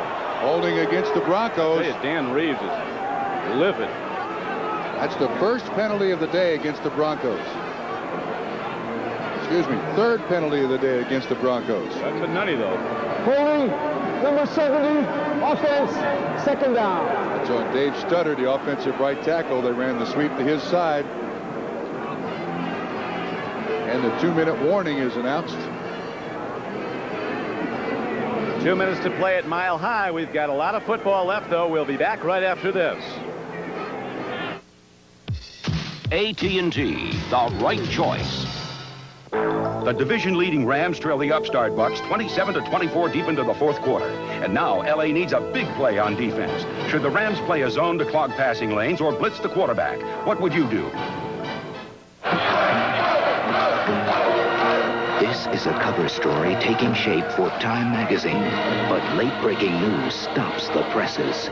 Time puts AT&T Skynet digital service into action. Via satellite, a new cover story is transmitted instantly, accurately, and rolls off the presses in under 24 hours. Let us show you how AT&T digital services can help your business. AT&T, the right choice. What did you decide? The Ram defense opts for a 6-man zone, blanketing all receivers, and Leroy Urban intercepts for a clutch game-winning touchdown. The Rams stay on top of the West. Los Angeles made the right choice. John Elway getting some timeout counsel from his coach, Dan Reeves, as a penalty call against an offensive lineman negates the first down run by Gene Lang, and now it's 2nd down and 14 coming up for Denver. Denver not turned the ball over yet today. In the last 2 minutes certainly don't want to, and that's what the Bengals are thinking all the way around. Somehow try to come up with the football.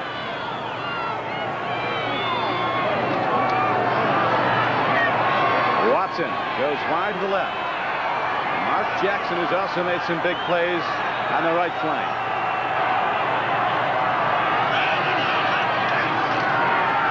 Blitz. Elway loops it up for grabs, and it's well behind Mark Jackson as Lewis Breeden was running with him stride for stride. There's also a penalty marker down, the player down. No penalty marker. That's picked up, but Watson is down. Like he turned his ankle or his knee. It's getting a little slippery out there. Leo Barker had pressure all over John Elway. This is Billups on Watson. Man-to-man bump and run coverage. Try to dictate where he's going to go. He stepped on his foot. Looked like he bent his knee a little bit.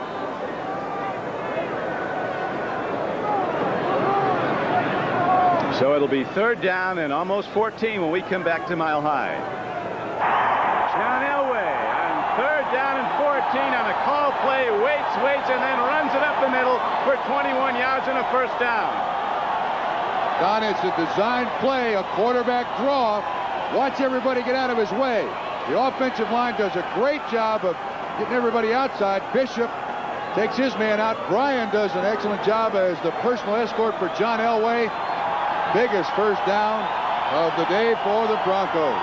At the 29-yard line, and so with 1:41 left to play, Elway gets the big play that gives Denver 4 new downs, and Cincinnati takes its last timeout. Last week, 51 yards rushing. Today, 43. And I can't emphasize enough that when you design a defense, the only guy you don't account for is the quarterback. And the viewers on the West Coast would stay tuned for the wrap-up of the Skins game, where every hole is a tournament in itself. All the excitement coming up on the West Coast of the Skins game as defending champion Fuzzy Zeller matches his skills against golfing greats Nicholas, Palmer, and Trevino. That's on the West Coast only. Right now, with 1:41 left to play, Sam White's in the Bengals in a troubled position. They are down by 6 after rallying here in the second half. But the Denver Broncos have the ball, and the Cincinnati Bengals are out of timeouts. Sam can say, what if? What if we're not offsides? What if we don't fumble the punt? Elway calls his own number to run the clock. That's it. Game is over.